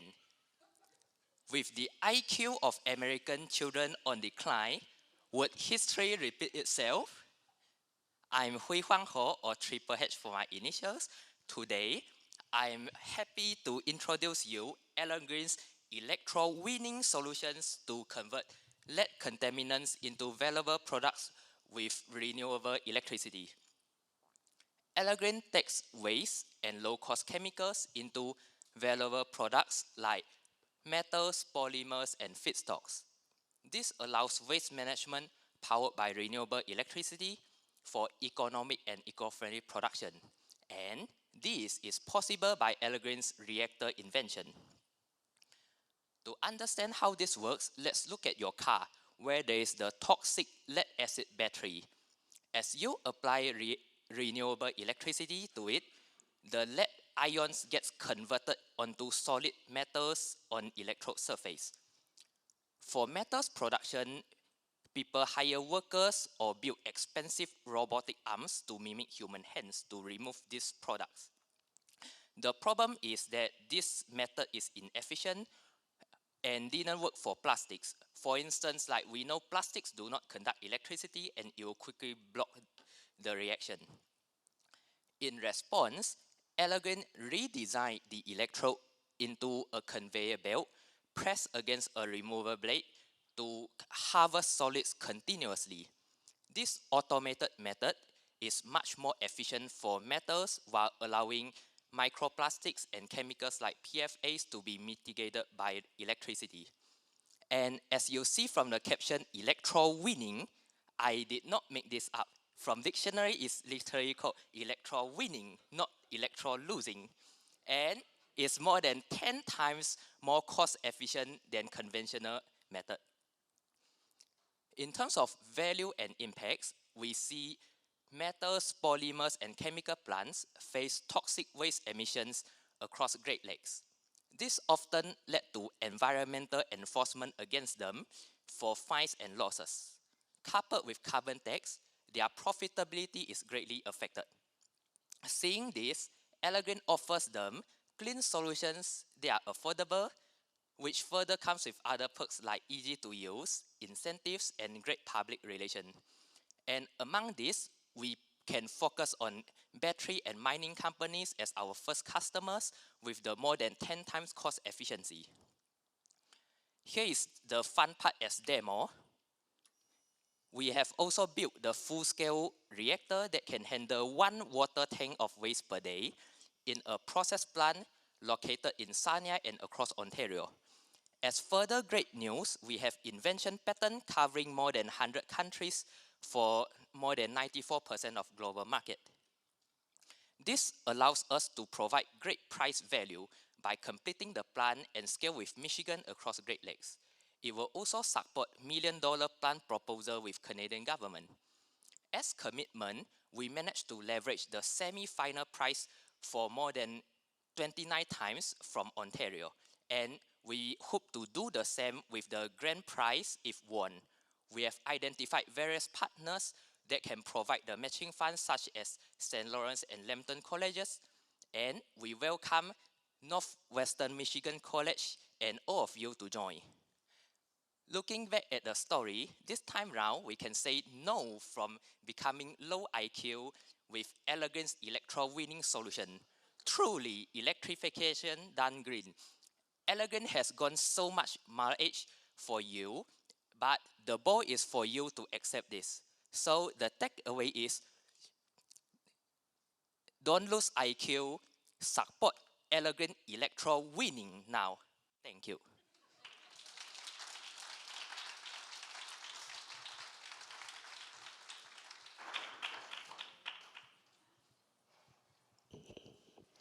Great job. So how much electricity does it take to do the conversion? I mean, can you give us some idea of electricity per ton, per pound, or what have you? Right now is like some megawatt per ton, but then it can be eventually optimized into like kilowatt per ton, depending on the specific setup. Okay, thank you.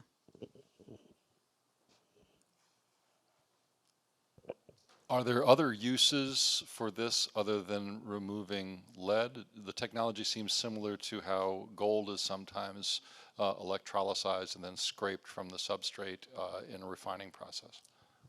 Great question. In fact, it works for most, if not all metals like copper and gold and so on, which is why I said mining companies could be first customers. Yeah. Could you go a little bit more into your business plan? Like, mining companies are probably is that your primary market right now? And what do you see the cost of this device being, and how do you plan on scaling? Oh, so the business plan right now, the immediate plan can be selling the reactor to mining and battery companies for them to recover waste from metals, including lead. And then, as I mentioned in the slide, like the mining companies bought the big version of this reactor for $165,000 per piece, while it only cost us less than 10% of it. That's like $12,000 to make.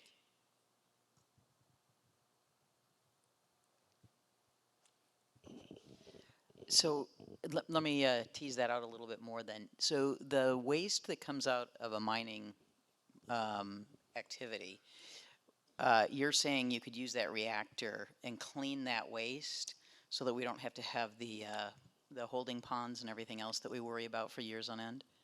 Yes, like presently the mining companies just dig a pond, like tailings pond, to just put it in, but then it leaks, such as in Mount Poly of Canada, and then this one could just take the tailings, take out to recover the heavy metal so that it's no longer toxic. So no need for a tailings pond? Exactly. Okay, thank you. Do you see opportunities for partnering with businesses that are extant, that are already mining and already using scaled equipment rather than you scaling the equipment yourself? Yes, we welcome to collaborate, and then as further great news in terms of scaling, this reactor is a rectangular shape, and then for scale up, like you just mass produce this reactor and let's say put up to 100 units in the plant.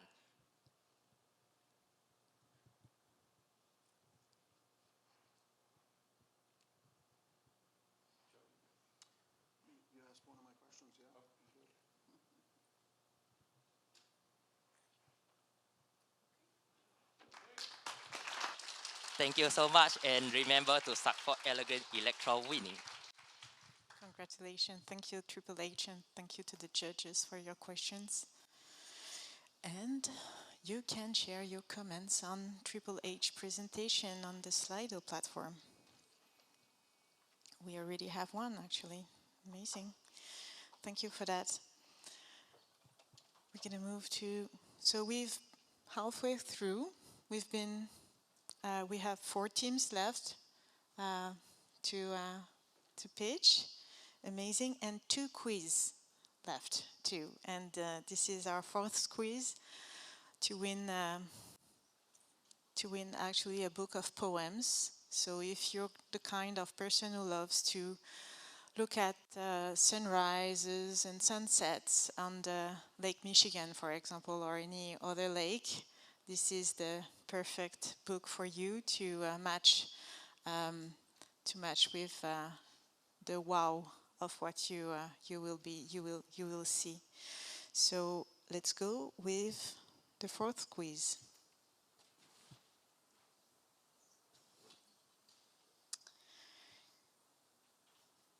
Let's see how you're gonna do for this one. So we have some people connected and ready to answer the question.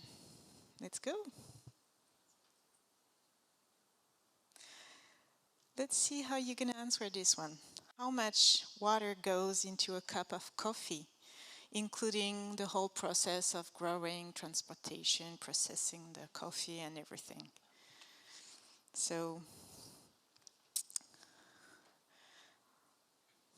what will be? Congratulations to all of you who has answered 140 liters.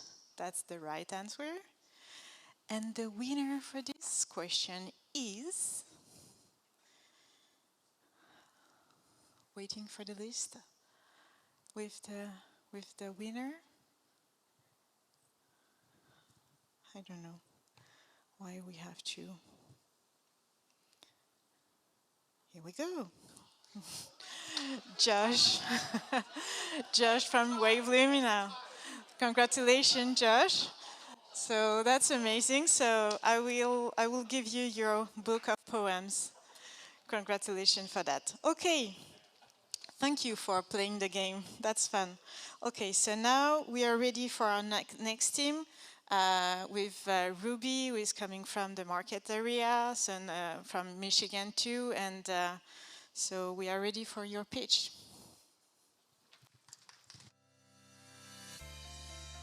We are Clean Water Nanotechnology from Houghton, Michigan. We've created a piece of technology that allows lead to be detected in drinking water in real time. As a parent, I am really concerned about the future of our planet and our resources that we have available. I'm really proud to be creating technology that will help to address these issues. My passion about water is making a positive impact to all people in this world and change and help people's life by improving their water quality.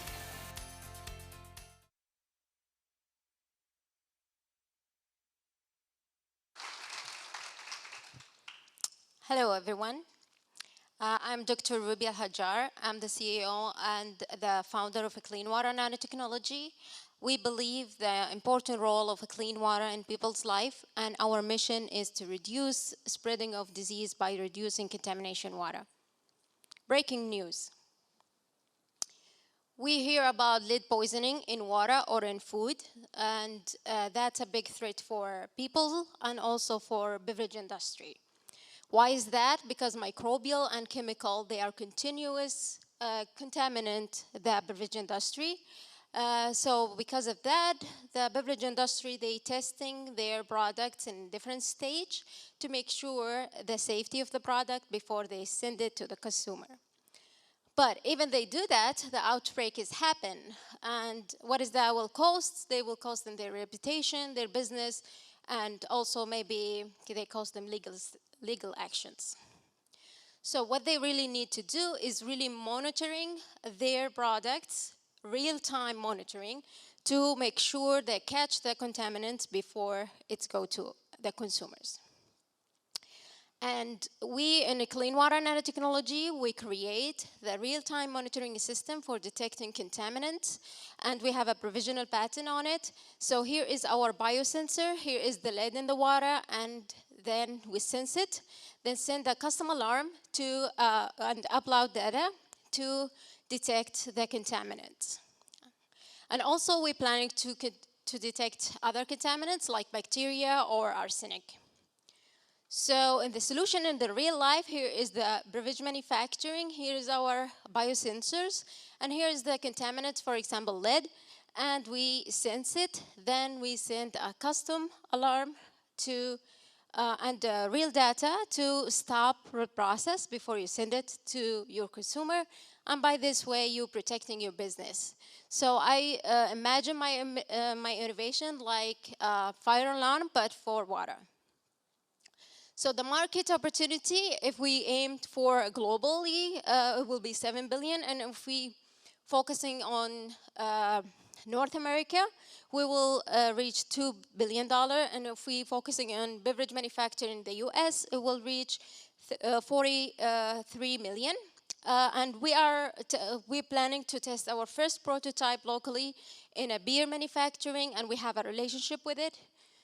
Why is that? Because recall is really expensive, and the testing process also, it's cost. And the market size is increasing by 9 billion in 2030, and the growth rate is 6.6. So the competition, it's unique from our competitive because we are continuing monitoring that, and also they don't need to train their staff, and also it's cost effective and time effective.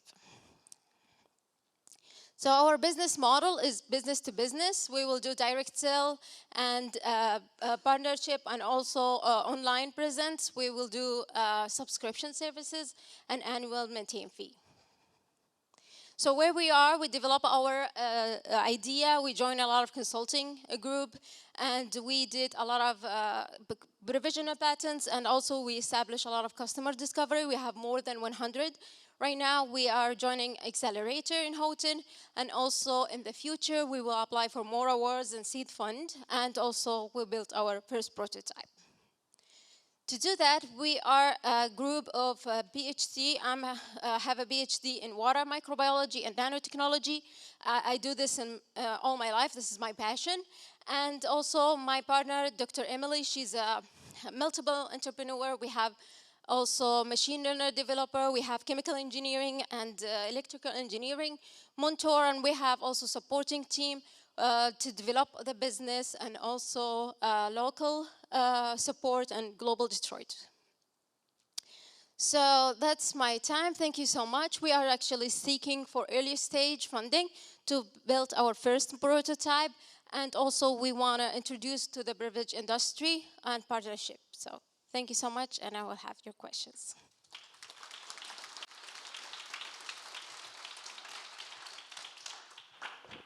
Hey, thank you so much for presenting. Could you tell me a little bit more about how your biosensor works? And are you the only one that can continuously monitor the lead and there's no other solutions on the market? So it's a kind of like revolution. Everyone wants to do the real-time sensing because it's really important. We need it in many different places. So right now it's like I heard about different startups company, but it's really challenging to build the chip itself. So that's what I'm trying to do. And I understand this is a B2B approach. Is this designed as testing at the point source or along the path between the point where the water is sourced and the output of the products of the B2B units that you're working with? So you mean it's all designed only for the beverage industry? Is that what you meant? Will it be inside the plant or will it be at the wellhead where they're drawing the water? We've designed to the inside, but it's also can be work out there. It's like my initial really idea is to use it to anyone, everywhere. But right now I'm trying to really build it for this industry specifically. Yeah. Thank you. You're welcome. Thank you. A couple things. You said it sounds an alarm if it detects something. Yes. Could it eventually stop an assembly process? It's like you stop the process. Yeah. That's something we're planning to do. So, but the algorithm, it's really tell you and send like application you can see and stop it. So that's when the developer will do, the machine developer. And you said you were planning on being able to detect other things in the future. Would those require separate sensors, or can you just add on to ones that are already in the system? Yes, it's something like that. It's kind of like a secret recipe on how can I really design that in my mind, and I know how to do that. To Bill's question, can you elaborate more on, have you done research on where the problem emanates? I mean, you talked about the beverage industry, but does it emanate as it's being bottled? Does it emanate at the source of all of the fluids, or obtaining the fluids, or do you know where the source is that you would be most optimally putting a sensor? Where's the source? So they're using water in many different process in beverage industry, but you mean the source of water or the source of contaminants? Contaminants. So the source of contaminants really come from different sources. So for example, lead, it can come from the air, it can come from the crops itself if they, using juice. So it's really, it doesn't matter from where it's come, we need to know it is there and it's really in a high level and you need to stop it. You need to have a decision on it. And that's what is when I was really do customer discovery, I was knowing people, there is a lot of solution, but they don't know what is inside their water. So if you know this water is toxic, you will stop and not work it, and not drink it, and that will save your life. So that's the idea. It's come to my head.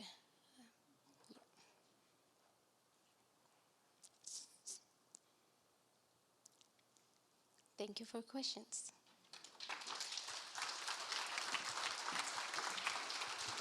Congratulations. Thank you, Ruby. Okay, interesting. So you can see that we have different solutions tackling same kind of water issue, but with different angle, different perspective. This is why we believe that they are all partnering actually and not competing.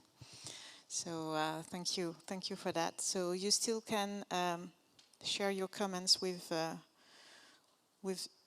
about Ruby's presentation today, and we will be ready to move to the next one once the judges give me the go. Yep, finger point. Okay, we're gonna wait for an extra minute. And so we still have 3 teams to pitch and 1 quiz to go before we go into deliberation. You also, just a reminder, when the teams are pitching, the platform to vote for your favorite teams will be open. So if you want to vote, take the advantage of the pitches to do that when they start. And you will also have the opportunity to take the time to vote for your favorite team when we will be into deliberation for the break session. I'm looking at the judges now. Not yet. It's important to give the right points for the final evaluation.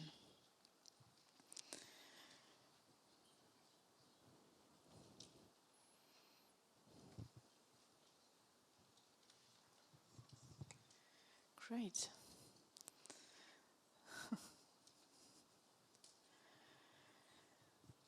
Okay. Almost done. We are ready. So the next team is also from the market, and it's Myconaut, and we are very happy to welcome them here, and we are ready for your pitch.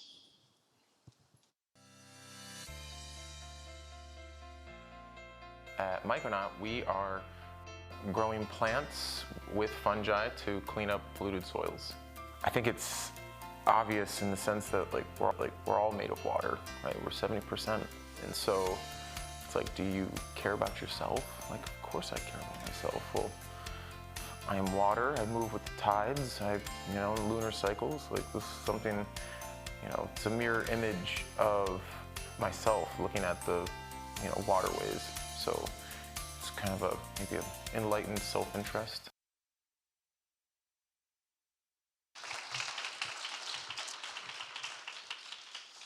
Good evening, everybody. My name is Ryan Yakovacci, and co-founder and CEO of Myconaut. We're working to accelerate the transition to a bioeconomy, working with fungi, and we're starting with the PFAS problem, which many of you have already heard tonight, some of this issue. States attorneys generals are suing companies. The federal government is funding research, and startups are raising capital, real capital, to solve this problem. But why is this such a problem? As you heard, it's endocrine disrupting, this compound, this classification of compounds. It's in all of us right now in this room, and it's in water, but the point source in soil, this estimate from 2006 of 20 million acres, it's well above that, as we're finding out, especially here in Michigan. So what we're focusing on is the in-soil PFAS pollution problem. Currently, a farmer down actually outside of Ann Arbor got shut down recently, just this past year, and was quoted $800,000 per acre to clean up the top 6 inches of soil. This is absurd. On their 400-acre farm, this isn't scalable. This is one farm. You better believe most farms that are spreading biosolids, they got this problem. So we have to come up with real solutions really fast. The problem is that we don't have good data. We have source point data of where it's at, but we don't know the biogeochemistry of what's happening in the soil over time, because this compound's been around for 50 years or so, if not more.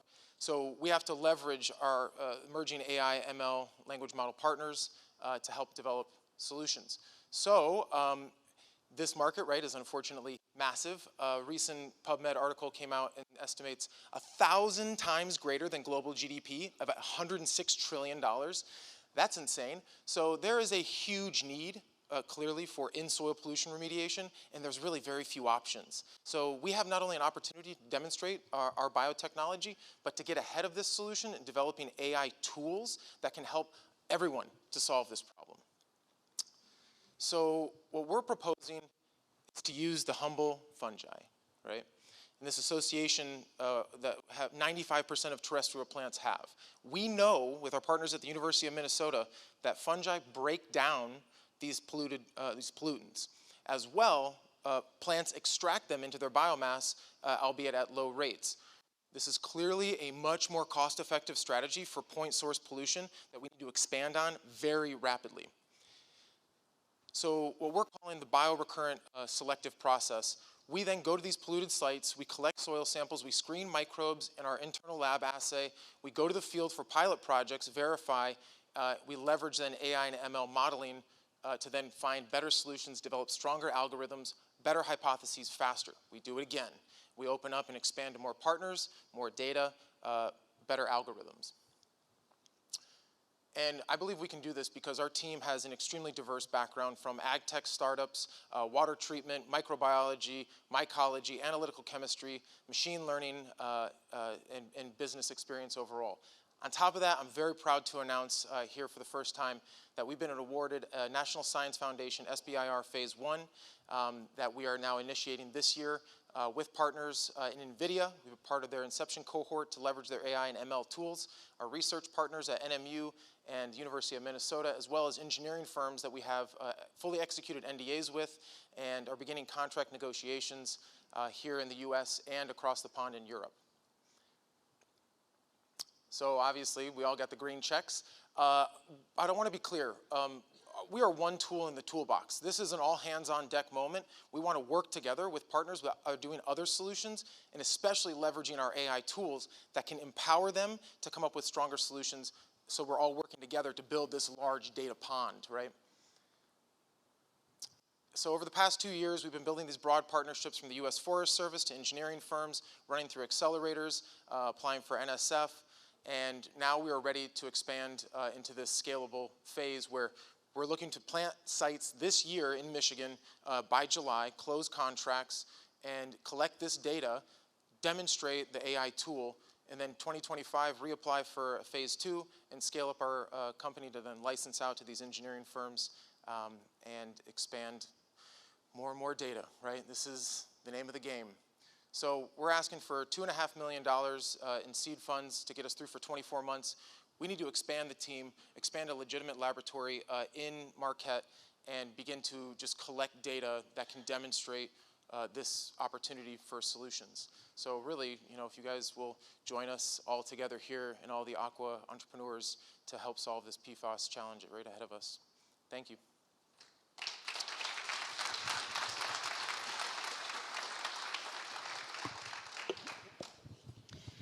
This is co-founder Joe Lane joining us here. So have you guys already done this planting initially to see what the outcomes are insofar as the cleanup? How long does it take for the growth? And therefore then how long does it take for the cleanup? So no, we haven't planted in sites because EGLE and regulation, we have to be very specific. And working with government entities that are already doing this, we have some negotiations with DOD at different Air Force sites. But our partners at C Biotech in Belgium have been planting hemp on polluted sites, and so we're working with them on developing a data sharing process as well. Northern Michigan University, we've been supplying the microbes to their hemp trials on PFAS, so we have those data sets as well as our partners at the University of Minnesota. We need to combine all this data, model it, find the patterns to then initiate the pilots. But we're looking at about 5 pilot sites here in Michigan. So is it fair to say right now you're not sure about the efficacy of how long it will take to grow this, how long it will take to clean it? I mean, you mentioned the guy, you know, if the soil was contaminated, 400 acres was contaminated, a foot down, we wouldn't know necessarily yet how long it's going to take to clean that up with your solution. Is that accurate? There's been some preliminary testing at Michigan State, and they've seen 1 to 5% of PFAS concentration in the biomass. We want to crank that up, and get upwards of 20%. And we believe that we have some of those algorithms to do that. Gotcha. Okay, thank you. Yeah. Hey, Ryan. Just to clarify a little bit, so you guys aren't breeding new enzymes or microbes or mushroom. You are more of a platform of AI and machine learning to kind of understand what is the best tool to remediate that soil? A little bit of both. Joe's background in mycology and field biology, we're going and collecting those microbes like Pokemon, right? And then we run fit tests in the lab to find out who's the best, and then we recollect those and put them together. Because in the lab, a lot of companies, they isolate and they can demonstrate different things, say defluorination or something like this, but then putting them back together in the field, much more complex and challenging. And so that's where we're wanting to focus. We can develop those microbes and train them on different things, but then bringing them to the field, really that's the challenge for a lot of engineering firms. And then peering into that microbiome in the soil and understanding what's happening in relation to the plants. Like that's That's really a lot of intuition right now. There's not a lot of good data on that. So it's a little bit of both, if I answered your question. Yeah, I'm just wondering about, so you've got an agricultural field, you inoculate it, and the PFAS moves through the mycorrhiza into the plant. If it's an agricultural plant, though, now it's in what we want to eat. So would it be better to, I mean, does it work better in a forest where it captures it in a tree that's going to live for 300 years? And is there any GMO work happening on the fungi itself to make it more efficient at this process? I mean, yeah, we're looking into maybe, like, the enzymes are out there, finding what microbes are producing those enzymes at the highest rate. And then we're working a lot with hemp. So we're thinking best case scenario is if we can get that DNA for the pathways to create those enzymes as endophytes in the hemp so that they're just breaking apart the bonds between the carbon and the fluoride. Yeah, in recommending to farmers or so forth, that are going to be regulated, right, by EPA and saying you can't grow food anymore like they're doing in Maine and other states. Once they start peering into that data, it's like, well, what if you plant a cover crop, hey, and you bale it, right, cut it and bale it? Now you can take that biomass and you're phytoextracting from the soil. Now the secondary process, what do you do with the biomass? This is the same AI modeling tool for biogeochemistry. If we can find out ways to upcycle, which I'm very confident in the science for that, oh man, you're talking fluorinated biopolymers. This is the kind of stuff NASA and DoD want to see, 3D printable heat and radiation resistant products. So it's, we're not in the destruction game as much. We want to find those transport pathways, right, that are encoded in the DNA. Once we discover those, which they're there, we're finding out in our laboratory testing that these compounds are being absorbed into the mycelium. It's very exciting, but we need to dial in that genetic code, right? So that we, GMO, there's a lot of regulation with EPA, so we got to be very cautious on that. Directed evolution, that's a different game. That's a much easier, ballpark for sure. But thank you. Any other questions? Yeah, props for nerding me out on all this stuff. You're way over my head here on this stuff. So is the goal to create a custom solution for each potential field that may be a problem? So that is with your assays. You will have somebody, I'm assuming it's not you, it's a partner assay organization perhaps, will collect? Multiple partners. I mean, we have to do it initially, but then we want to be able to outsource and train that to engineering firms. And is the ultimate goal to create a custom solution for each challenged crop or field, or is it using the assays to create a library of algorithms that you can make assumptions for the solution based on those crops? Man, that's an insurance statistical analysis question, right? I mean, I think it has to be prescriptive, is what we're finding out, that it's so complex that to be able to open up a language model tool for a farmer to just input it and then they get a prescription, we can help consult with that and or develop the microbial product for that crop that's been recommended by the machine learning process, something like that. Great, thanks guys. Thank you. Thank you. Thank you and congratulations. So as you can share your comments for the team and the judges to finalize their evaluation, what do you think about my new bag? So this is the time for our last quiz to win the prize of participation of the day, and the opportunity is with this quiz to win the Water Rangers kit. So the kit is in the bag, and so we will start the quiz now.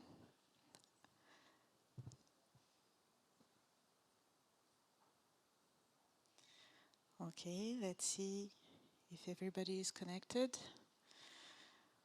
Wonderful. Looks like everybody's ready. C'est parti. So, when was the first AquaHacking challenge? Let's see who has been listening to what we've said. Is it 2013, 2015, or 2016? So once again, maybe the AquaHacking team don't answer the question. Wouldn't it be fair to everyone? So The right answer is 2015. It's the year that Cat Kavanagh and Water Rangers won, actually the very first challenge that we did. So congratulations for those who have answered the right question, found the right answer. And the winner for this Water Rangers kit is, it will appear on the screen. Let's see. The winner is, again, oh wow.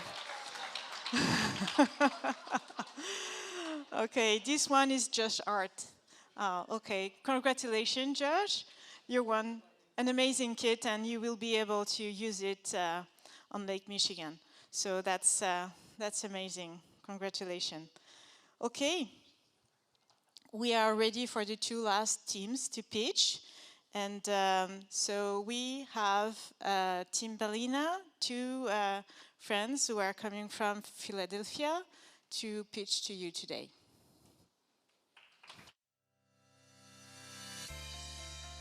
We are building next-gen filtration devices to reduce microplastic pollution in the fashion supply chain. I grew up in North Carolina, halfway between the beach and the mountains, and we go to the beach.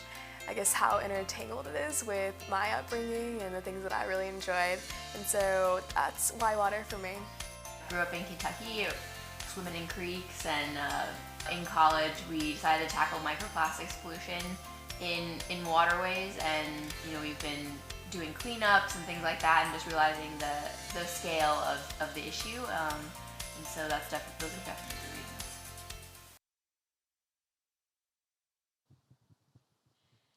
All right, good afternoon, everyone. I'd like to start off with just a simple show of hands.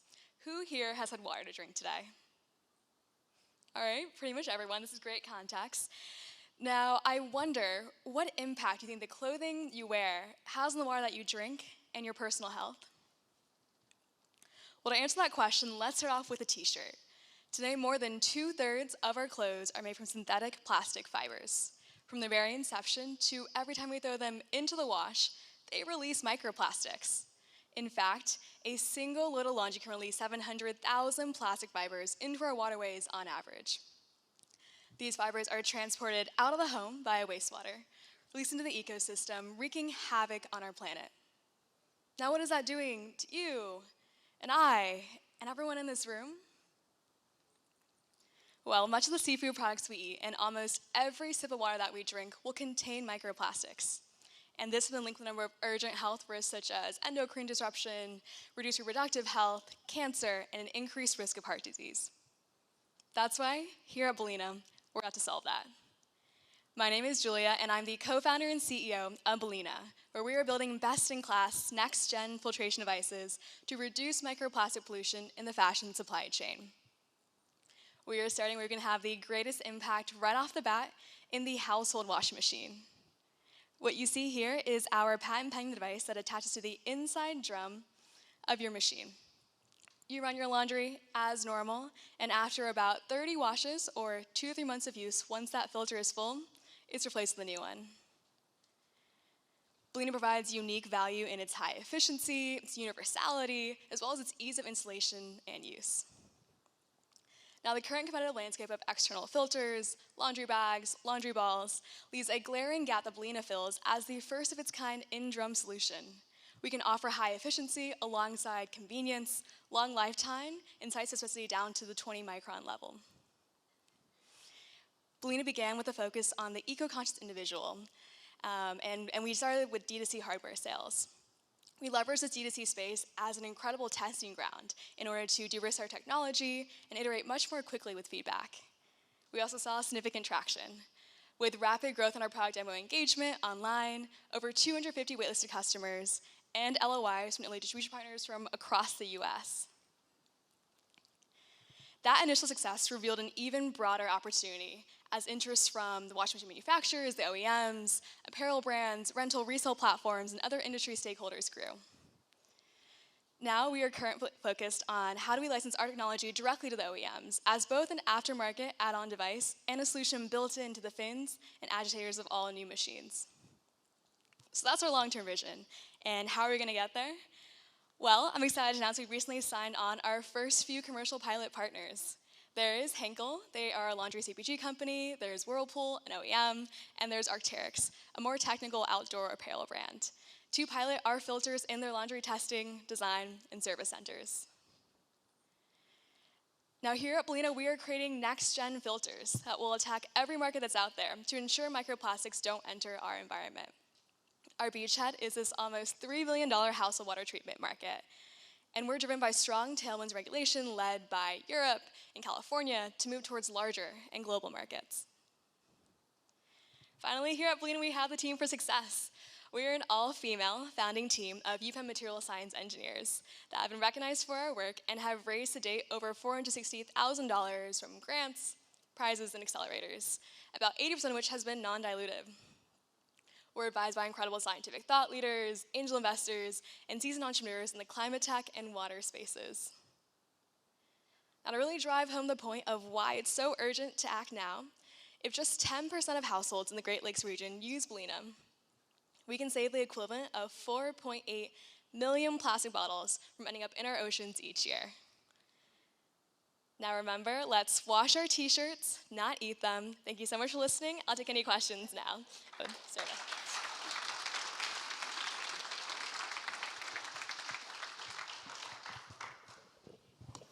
Hey, Julia, great job. So you mentioned two markets. First was the B2C with the eco-conscious consumer, and now you're trying to get through to B2B. How do you see both those markets growing, and where do you think a lot of that growth will come from? Yeah.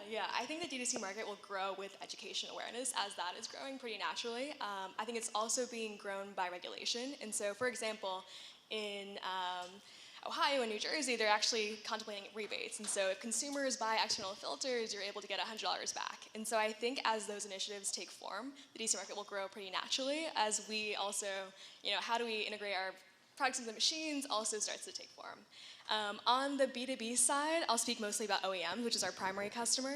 I think they're also being driven really heavily by regulation. And an interesting opportunity that's come up recently in our conversations is, could we tie together microplastics with other contaminants? So pet hair and lint, and those are stronger markets as well as stronger customer needs. And so I think that is how that primary channel will grow, is how do we tie together this initial issue of sustainability with a stronger marketing or branding play? Pet hair, lint, other things that the consumer, everyday consumer will care about. Great presentation. What is the cost of this filter? Yeah, so on a cost of goods sold, and the actual filter is a two-part system, outer housing, inner filter. Inner filter runs at about 70 cents currently, outer filter around $5.70. So overall, we're making pretty good margins, and that's the current cost. And what do you sell it for? On the D2C side, which is where we started, we were selling for $35 as a package. It changes on the B2B side. Of course, it's more licensing than sort of a price per unit, but similar, I would say, kind of pathway, and how do we maybe increase the cost of wash machine just by a tiny bit and bring customers a lot more value over time. And did you guys do testing on pre-filter installation and then the wastewater coming out? Do you guys have those test results? Yeah, we have preliminary test results for the actual filter media itself, so we can we can weigh the filter before and after, so we can get some results there, and then also we do effluent testing, so what's coming out of the washing machine, doing like a pre and post. So yeah, there's a lot of, in terms of the overall landscape, there's different testing procedures, so like our different partners actually have different testing procedures, so we are implementing them ourselves in our own labs. You focused on laundering our clothing. Can you tell us what percentage of the microplastics in our water system come from that source? Yes, so out of all the microplastics, 35% are actually microfiber, so they're coming directly from our clothing. And what are the other potential uses other than consumer laundry machines? There are car washes. What are other potential uses of this? Yeah, there's some maybe indication that there's things happening in car washes with tires or other plastics. I've heard about washing, like dishwashers. In terms of our focus, in terms of scale up, it's kind of staying in the fashion supply chain. So we have, home laundry, but there's also commercial laundry. So there's like industrial size where there's a lot more water happening. Also textile manufacturing is a huge source. The numbers there are the detection that's happening there. That's kind of the data that's coming out is where the focus is right now. So moving from the understanding how much is being released and then ultimately filtering it out. Thank you. Wondering, you mentioned there were two parts, an outside part and an inner filter. I'm wondering, are there different models for top loading versus front loading washers? And is that inner part replaceable? Yeah, great question. So this is something that I kind of ran through really quickly. It's actually universal. The one type of prototype is universal across top loaders, front loaders, any maker model. And so we actually are in pilots currently with Henkel, and what they're doing is they have all these different machines in the laundry testing facility. And so they've tested usability, efficiency, as well as like ease of installation of the single prototype on all these different kinds of machines. It is evolving, I will say, to look more and more like the baffles and lifters and agitators of the existing machines. But even then, the attachment mechanism itself is compatible across the board. Oh, I'm sorry, I forgot the second part of your question. It is replaceable as well. Okay, that's it. Thank you so much for the time, everyone.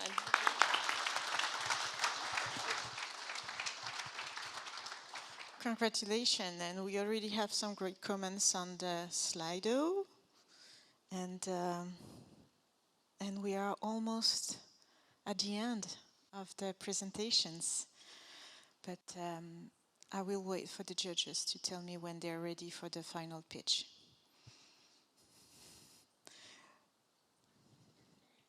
So, in the meantime, so some of you might have seen that we are a bit late on the schedule.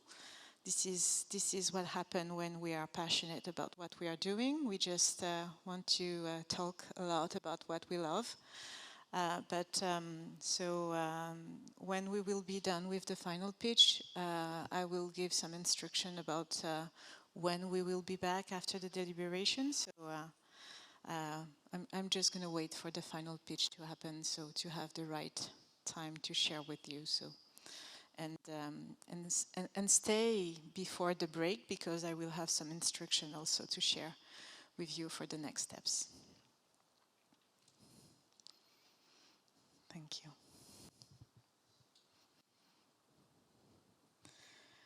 Okay.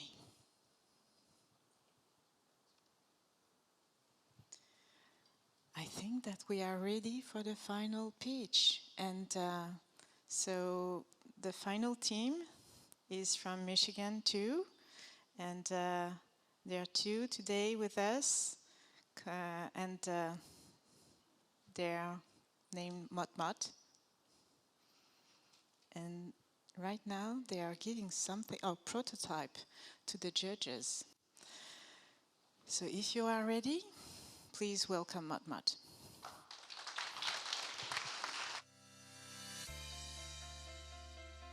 I am with MotMot, and we are from East Lansing, Michigan.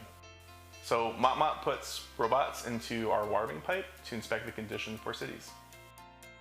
I am passionate about water because I am from the state that had the biggest water disaster of all time, the Flint water crisis. And it just happened to coincide with my undergrad in civil engineering, and we were very intimately part of that with our faculty and our community.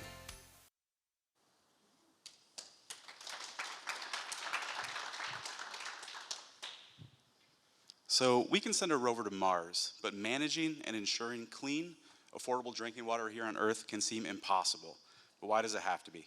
Hi, I'm Zach Kozlowski, Marketing Director for MotMot. Hi, my name is Elliot Smith. I've been a municipal engineer for 8 years, and I'm the CEO and founder of MotMot. And it's not only Flint that's had a water crisis. Since Flint, we've also had Jackson, Mississippi. In our own backyard, we've had Benton Harbor with huge issues. And really, those issues are international. Water main breaks, constant leaks, and lead problems. When it comes to drinking water, communities are often left in the complete dark. But what can we do to give them the visibility they need to properly manage their systems? And that is exactly why we created MotMot. for water security and visibility. MotMot inspects water main using our autonomous underwater robot, AUR for short. Think of a submersible drone. And we place these AURs directly in the pipe. We're looking for leaks, we're looking for structural defects, and we're looking for stagnant water. And we actually attach docking stations directly to the pipe. Much like a Roomba, we can navigate the system autonomously, and we're able to recharge our batteries and upload data at those docking stations without ever exiting the system.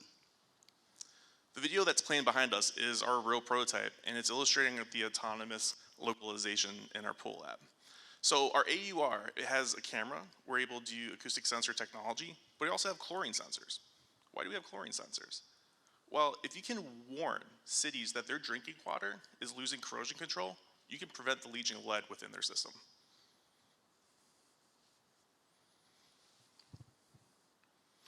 Next, I want you to meet the team and tell you why we're getting it done. Collectively, we have insane engineering depth. And we are also a team of national water leaders from the American Water Works Association. And we all come from the state that was hit with the largest US drinking water disaster of all time.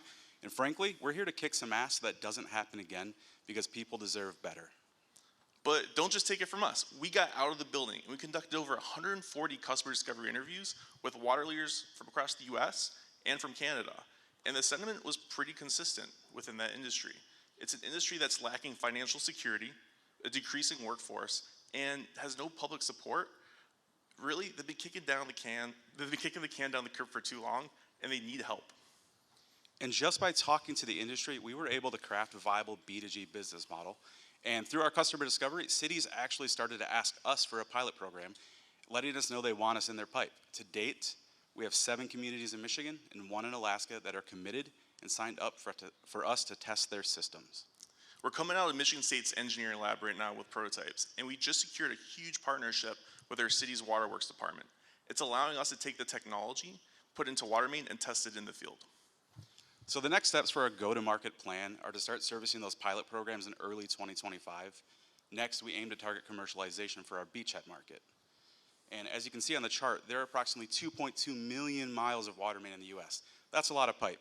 And through our obtainable market in beachhead, we've discovered that Southeast Michigan alone has almost 14,000 miles of pipe. So let's put some figures to that. MotMot charges about $17,000 per mile for inspection. Our beachhead is about $230 million. Nationally, the market's even more massive. If $17K per mile seems like a lot, our competitors typically charge between $120 to $200K per mile. And while we could charge more, we also identified that we want to remove the barrier to entry, because the communities that can't afford it are typically the ones that need it the most. In the last year, this is what we did. We've gotten 4 patents, we've done our engineering prototyping, we've completed the National Science Foundation's National I-Corps program, and along the way, we've secured some pretty good funding. Today, our ask is for $20,000 to continue our MV development. We have 3D printout models of our MVP at the judges' table, and with that, it's going to take us to the fall, where we want to use the MVPs to inspect our city's infrastructure. This time next year, we're planning on being revenue generating, and we need your help to get there. So instead of sending a rover to Mars, let's put one where it really matters, into the lifelines beneath our feet. We want to thank you today for giving us the chance to tell you about our mission.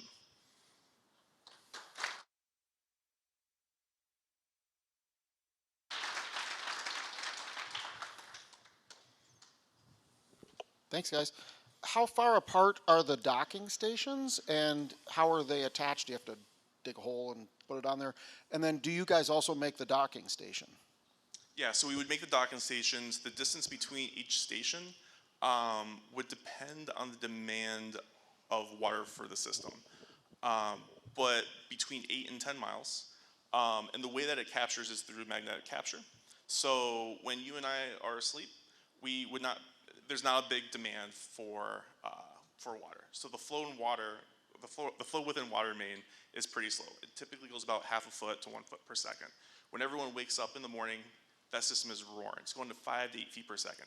We don't want to inspect during those times. We want to dock up to our magnetic capture, stay there, and have the flow of water turn the rotors that you see on that MVP, and that's what charges. So per day, we're only inspecting about 5 of the 24 hours. And are there different sizes of pipes? Therefore, do you need to be making different sizes of these things? Yeah, great question. We're targeting distribution mains. So they typically will start about 8 inches and go up until 16. It's pretty rare to go over 12. We will be developing different sizes. When we go into transmission pipe, which can be as big as 10 feet in diameter, we'll have to upscale our device. And have you guys seen any issue with having obstructions in the pipes? I mean, obviously, trees and things of that nature in residential areas can tend to be pretty troubling. Yeah, absolutely. You can have a lot of tuberculation where the pipe closes in on itself. Yeah. You can have gate valves that are halfway open. The competitors in the space, they will get stuck and they will charge about $120K for emergency excavation. Because we have propulsion and we're moving in flows of water that are pretty favorable, we can just back up and recourse action. As you'll see with that device, the front looks exactly like the front. So you're able to inspect with both ends. So if we never get this thing back, how much did we lose? If you can't get the thing back, how much do you lose? The device will cost about $2,300 to make. Okay. Fun fact, there are a lot of devices in our systems right now that are lost, but can never be tracked down. Interesting. Thank you. Could you tell me a little bit more about the process of getting these installed? Like, I'm assuming you can't shut down the water main to put these inside. Like, how does that whole process work? Yeah, you don't need to. It's part of our IP is you can hot tap it. So using, it's like a bigger docking station that has a valve and a depressurized chamber. But yeah, it's a direct entry without having to shut down any of the services.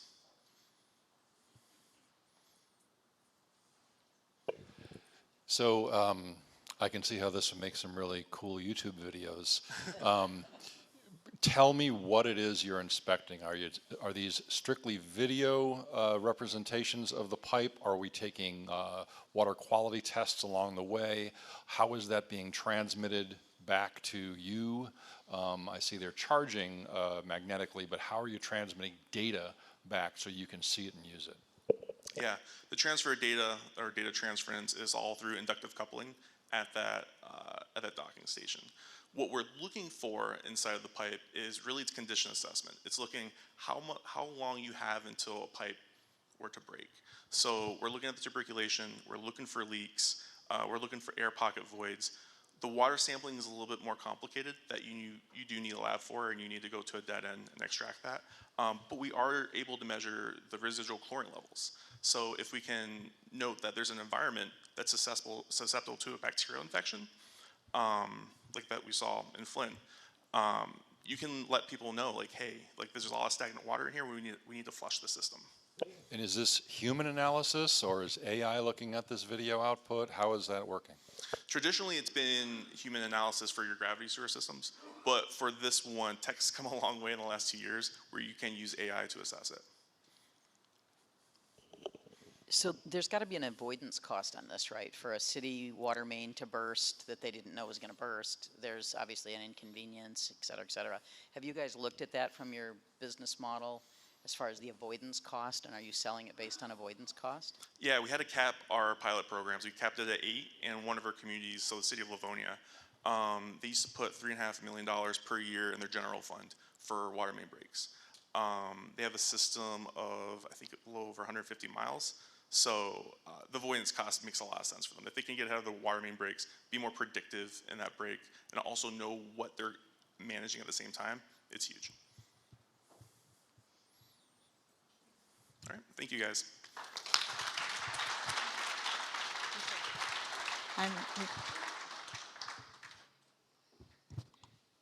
And this is it. I think that we can congratulate all of them.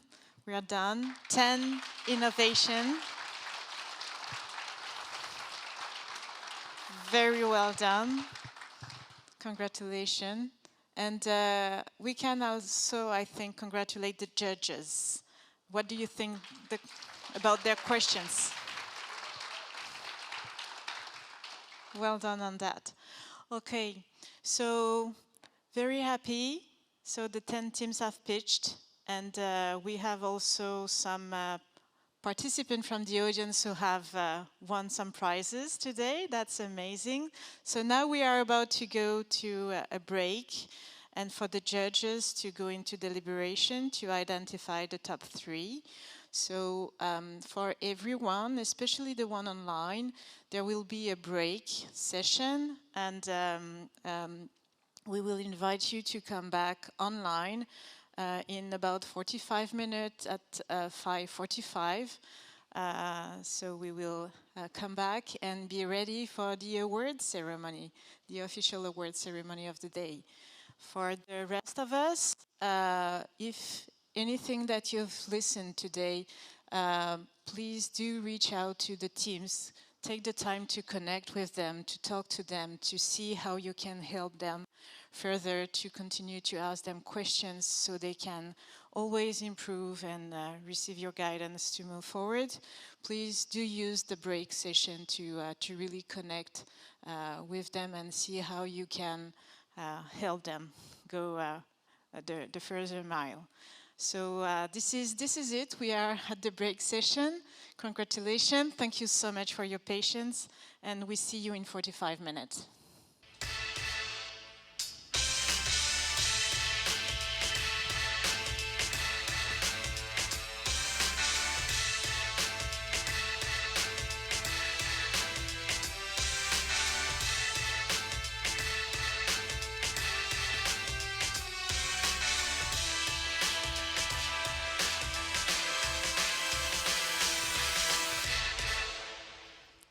Welcome back to the AquaHacking Great Lakes Challenge Grand Finale, and welcome to the award ceremony. So we are ready to announce the winners of this competition that has lasted several months now, and I will ask the judges to join me one after another to announce the different winners. We're going to start with the Public Choice Award, the choice of the public, so everybody has voted, hopefully, and there is one of the team who is going to go back home with an extra $1,000, and then after we will announce the third, the second, and the big winner of this competition.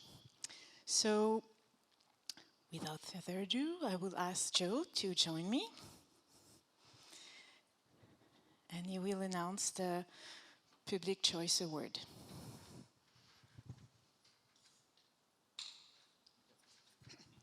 Hey, everybody.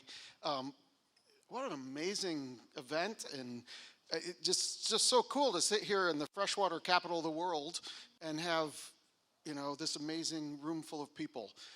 And the people who joined us online all got to vote, and I'm not sure what all their comments were because it was online, but the People's Choice Award goes to Quantum Water.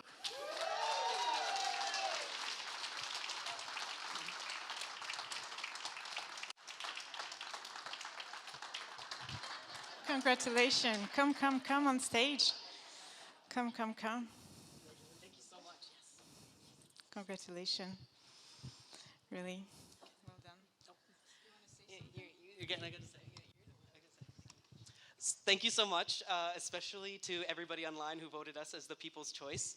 Of course, we want to thank Northwestern College for hosting, and as well as the entire AquaAction team and the Aqua Nation. This has been a phenomenal experience, and we hope that you're all as passionate about all of the technology that we've seen. All of our competitors, truly, as we've said, nobody here is competing. We are all working together in order to solve the problems that we see as a global crisis. And so we have to, as well, give a big thanks to the rest of the Quantum Water team back in Canada. So unfortunately, Nick and Manuel, who originally many of you would have met in the previous events, was not able to make it today. And so a very, very, very big thanks to Juliet for being as accommodating as she was in what was a very hectic change of needing to fly an entirely different team out, understanding that it was a very hectic change, and so we could not have done this without all of her hard work. So can we have a round of applause for Juliet? I think she needs it.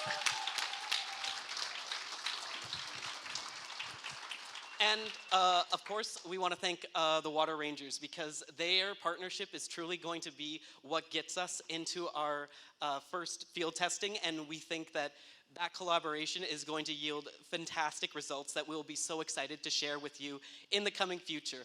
And we're excited to see where the rest of you are in the years to come. And hopefully, if we talked with you, great. If not, come and talk with us. Collaboration in the future, big, big, big. We want to help you with your tech. We have ideas. Come and talk with us, okay? Thank you so much, everybody. Congrats. We're going to stay for a photo.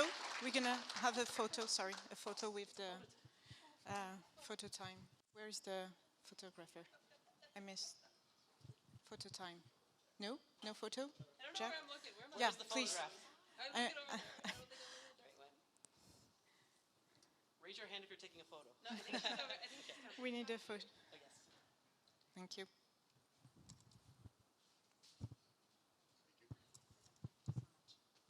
Congratulations again. Well done. Okay. Third place. Please, Bill. So we have two awards to give to the third place. The first is the AquaHacking Awards, and the second one is the one from Aurora. So Ashley, be ready also to come on stage. So before I announce this third place award, I'm going to ask each of you to think back to when you were 19 years old in the summer of your 19th year and what you were doing. Because I can tell you when I was 19, it was the summer of 1979. And I think my only concern and ambition was which bar I was going to work in so that I could drink and meet the most girls. That was my ambition. We proudly want to give this award to the youngest team that entered here today. And they created a novel approach to reducing lead in drinking water using a powdered algal extract. Let's hear it, please, for Proto, StLo.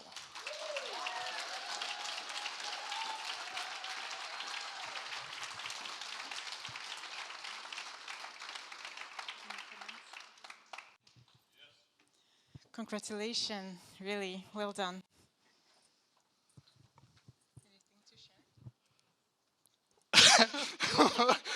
We're genuinely shocked. we didn't prepare a speech. I just want to say thank you for so many people believing in us.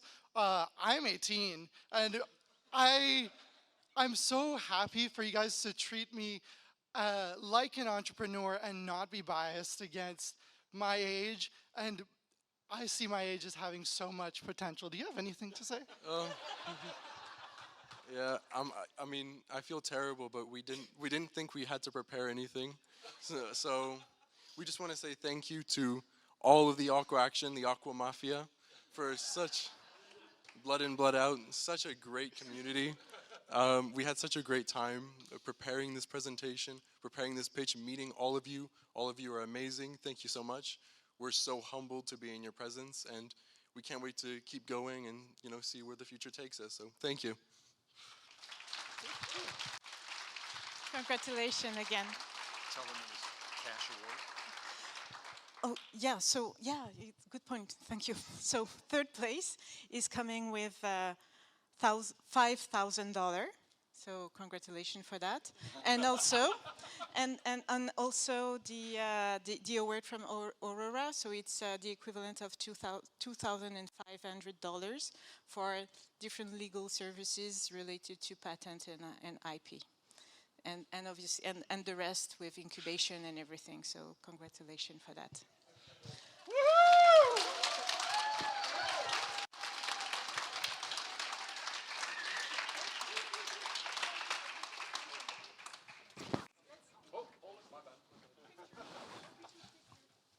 Get used to doing more of this, guys.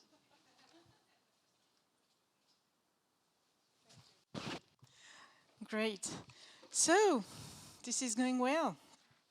The next surprise So I'm going to ask Soham to come and join me to announce the second place now.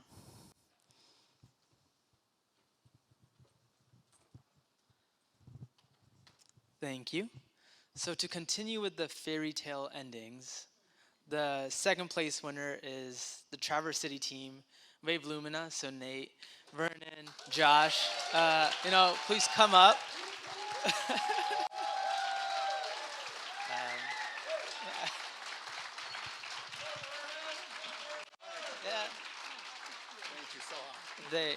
They were just talking to me earlier, and I told them we'll be talking soon, and they had no idea this is what I meant. So. Thank you, everyone. Our third comrade, Nate, his grandma's turning 89 today, so he's well on his way downstate to make her birthday party. But yeah, we couldn't be happier to be up here right in our hometown where we grew up. And thank you, everyone, NMC, AquaHacking, all the other teams here for the support. Chuck, your fantastic advising on PFAS. The Office of Possibilities at NMC and Will Kitchen, Oops here. You folks have been instrumental in helping us. This program is what really catalyzed bringing our team together. So, thank you. We feel absolutely blessed and honored and truly grateful for all that we have gotten out of the AquaHacking program. We are believers. Go Aqua Mafia! And congratulations. So for the second place, it comes with a $10,000 seed funding and also a $2,000 and $50 of services with Aurora patent. Congratulations again. Really well done.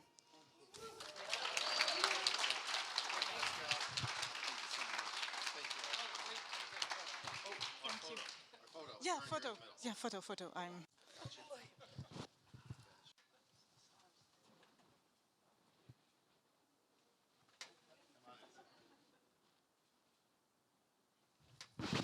Thank you.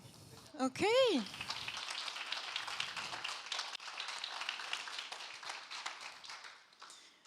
Roulement de tambour, as we will say in French, the first place, the last award that we will give tonight. So I will ask Cindy to join me to announce who's going to be the winner of this competition. Thanks so much. This has just been phenomenal and certainly fabulous to have our Traverse City team win. Really, really happy about that. But super happy about this team winning. And this was unanimous amongst the judges. So this wasn't anything that I did. It happened to be our all-female team. Happens to also be somebody that's in the Big Ten that we have beaten every time. So sorry about that. But I would like to invite Julia and Sarah up here from Baleena.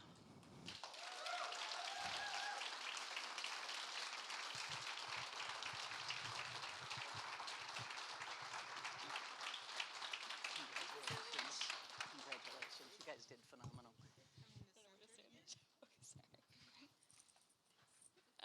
All right, well, as far as saying thank you, I guess we should first say thank you to AquaHacking, AquaHacking for an incredible experience. It's been immersive and empowering and joyful, if I had to say 3 words about it. But yeah, I guess I'll let Sarah Brad. As I was pitching, I had her do the thank you speech. Wow, okay, a lot of pressure. Really just wanted to say a few names that have been mentioned already, but Anne Pascal, Juliet, Sula, Mike, Will, and everyone, Ed, who has been so instrumental in helping us. And the retreat was amazing, the expedition. We've loved being here in Traverse City and just being supported by everyone in the whole community. So really, really grateful, and thank you so much. So congratulations again. And so the first prize comes with $20,000 as seed funding and $5,000 from Aurora Patent. And maybe I will let Ashley explain the whole concept of the prize that you are awarding today. Thank you. Yeah, thanks everyone. And again, just thank you for the amazing community that's here. We have loved being a part of it at Aurora. And just a really quick etiology of kind of where the Rise Award came from. When the pandemic started, we didn't know how to help. You know, we couldn't do $100,000 grants like a lot of big companies could. And so what we could do though is to make sure that innovation could thrive still in the vacuum that COVID left. And so we started the Rise Award back when COVID hit. And so since then, we've been doing the Rise Award every year. And for this year, we decided to team up with AquaHacking to do the Rise Award. And so it's been an amazing partnership, really rewarding for us and really fun to see the companies develop and grow during the course of these several months. And so I'm just truly honored to be a part of it and so glad that we could pair our Rise Award with so much good things that they're doing. So thanks, everybody. Congratulations again. Let's have this picture.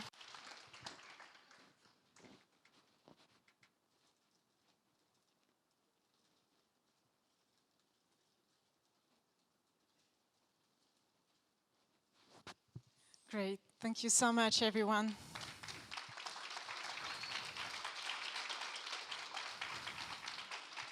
This is it.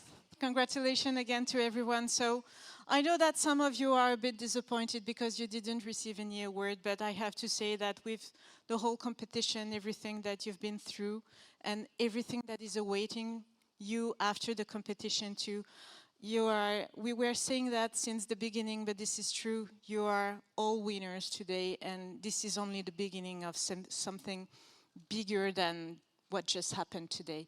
So, and we will be there to support you for impact. Each step by step, we will continue to support you after the challenge. So we are at the end of the event. I would like to ask to someone from Traverse City, it was supposed to be Warren Cole, to join me on stage because they've been playing a critical role in this finale event also, but maybe Camille, you want to say something? As a few words from Traverse Connect.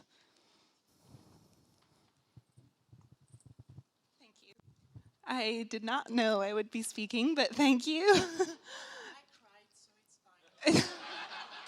I might cry too. Wasn't this amazing? This was incredible.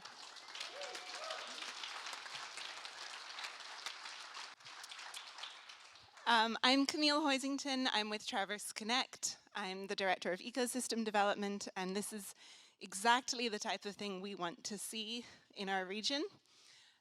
This innovation that's happening right here and bringing new innovations to our region is exactly what we're trying to do and put Traverse City on the map as a center for freshwater innovation and blue tech technologies to be researched and developed right here. So this is just so cool. We would like to invite you back to the Delamar for a reception. There'll be food and there'll be drinks for everyone. So please join us. You can just walk across. Don't drive because it will take you all the way around and it'll take you like 20 minutes. So just walk across the grassy knoll. Yeah, congratulations to the winners and to everyone that pitched. You were all incredible. And thank you to the AquaHacking team for bringing this to Traverse City. It's amazing. We want to welcome you back for hopefully years to come. So thank you. Thank you, Camille. Yeah, it's time to celebrate, and before we really close this event, I just want to take the time to really thank my team, my colleagues. I told you I was going to cry. No, but really you've done an amazing job again. We did it again. Congratulations.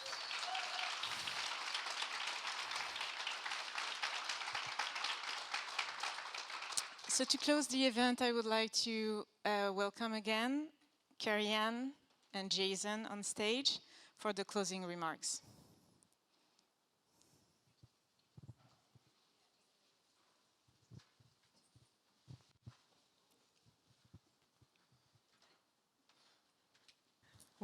We did it. We did it. It was incredible. I can't. I just have to echo Camille's words on there. It was fantastic. Thank you to AquaHacking. We get a big round of applause for our finalists again. That was amazing. They were amazing. Oh. Yeah. in this community, as everybody came together, thank you very much for supporting this for our judges and everyone else. This was wonderful. So I'm so excited. Thank you, NMC, for hosting us, for believing in the idea, for being so committed and open to hearing new ideas, to collaborating with some crazy Canadians north of the border. We've had so much fun. We've learned so much, and I really feel like we've made some friendships, and we'd like to come back. We would like you to come back. Excellent. So, we're ready for that. As Yeah. we looked at this success, as we talk about what we're envisioning with the blue technology, with our Freshwater Innovation Center, and so much more, and just to see this vibrancy, we want you back. Okay, great. Well, we're planning the next challenge. We'll be here next year for another round 2. Yeah. Yeah. We had 160 participants from across 40 academic institutions in year 1. So imagine what we're going to do in year 2 now, building on this momentum. I think it's going to be outstanding. I feel like we just started. I feel like we just started. And we're coming back, or we're coming with, the Aqua Entrepreneur Program. We really do want to continue supporting so that you get through the hard parts of being an entrepreneur in the water tech space, so that you see success and we see impact, right? Because those lakes, they warrant it. We've got to do this, and we got to do it now. So we're going to be back for sure, which is awesome. I couldn't have said it better. I mean, that's why we're doing it there. Yeah. And then we continue to build that pipeline. Will, you're not off the hook now. It's going to keep on going. So thank you. And thank you for your commitment to us. And thank you for recognizing that we could be a good partner. Absolutely. And I'm just going to shout out to the partners who make this possible. Ovivo, Xerces, the Fondation de Gaspé-Beaubien, our founder, RBC Tech for Nature, Aurora Patents, Allward Fisher Rice Rowe Graph PLC, Traverse Connect, and Osler. Really, it takes that whole community to support this. So thank you all very much, the judges, the water issue leaders. Thank you, Anne Pascal, most of all. And I have to say a few words. Anne Pascal and I have been working together now for almost 10 years. And her strength is her sensitivity and her humanness and your deep connection to everybody we work with. And I was very proud, sounds too motherly, but I was today when that emotion came through, because that's why we're here. That's part of the community we're building. It's a family. We are an Aqua Nation, AquaHacking family for water. So thank you. All right. And I think with that, we can walk across the beach in the grass and go and have a cheers of maybe more than water to celebrate today. So thank you so much.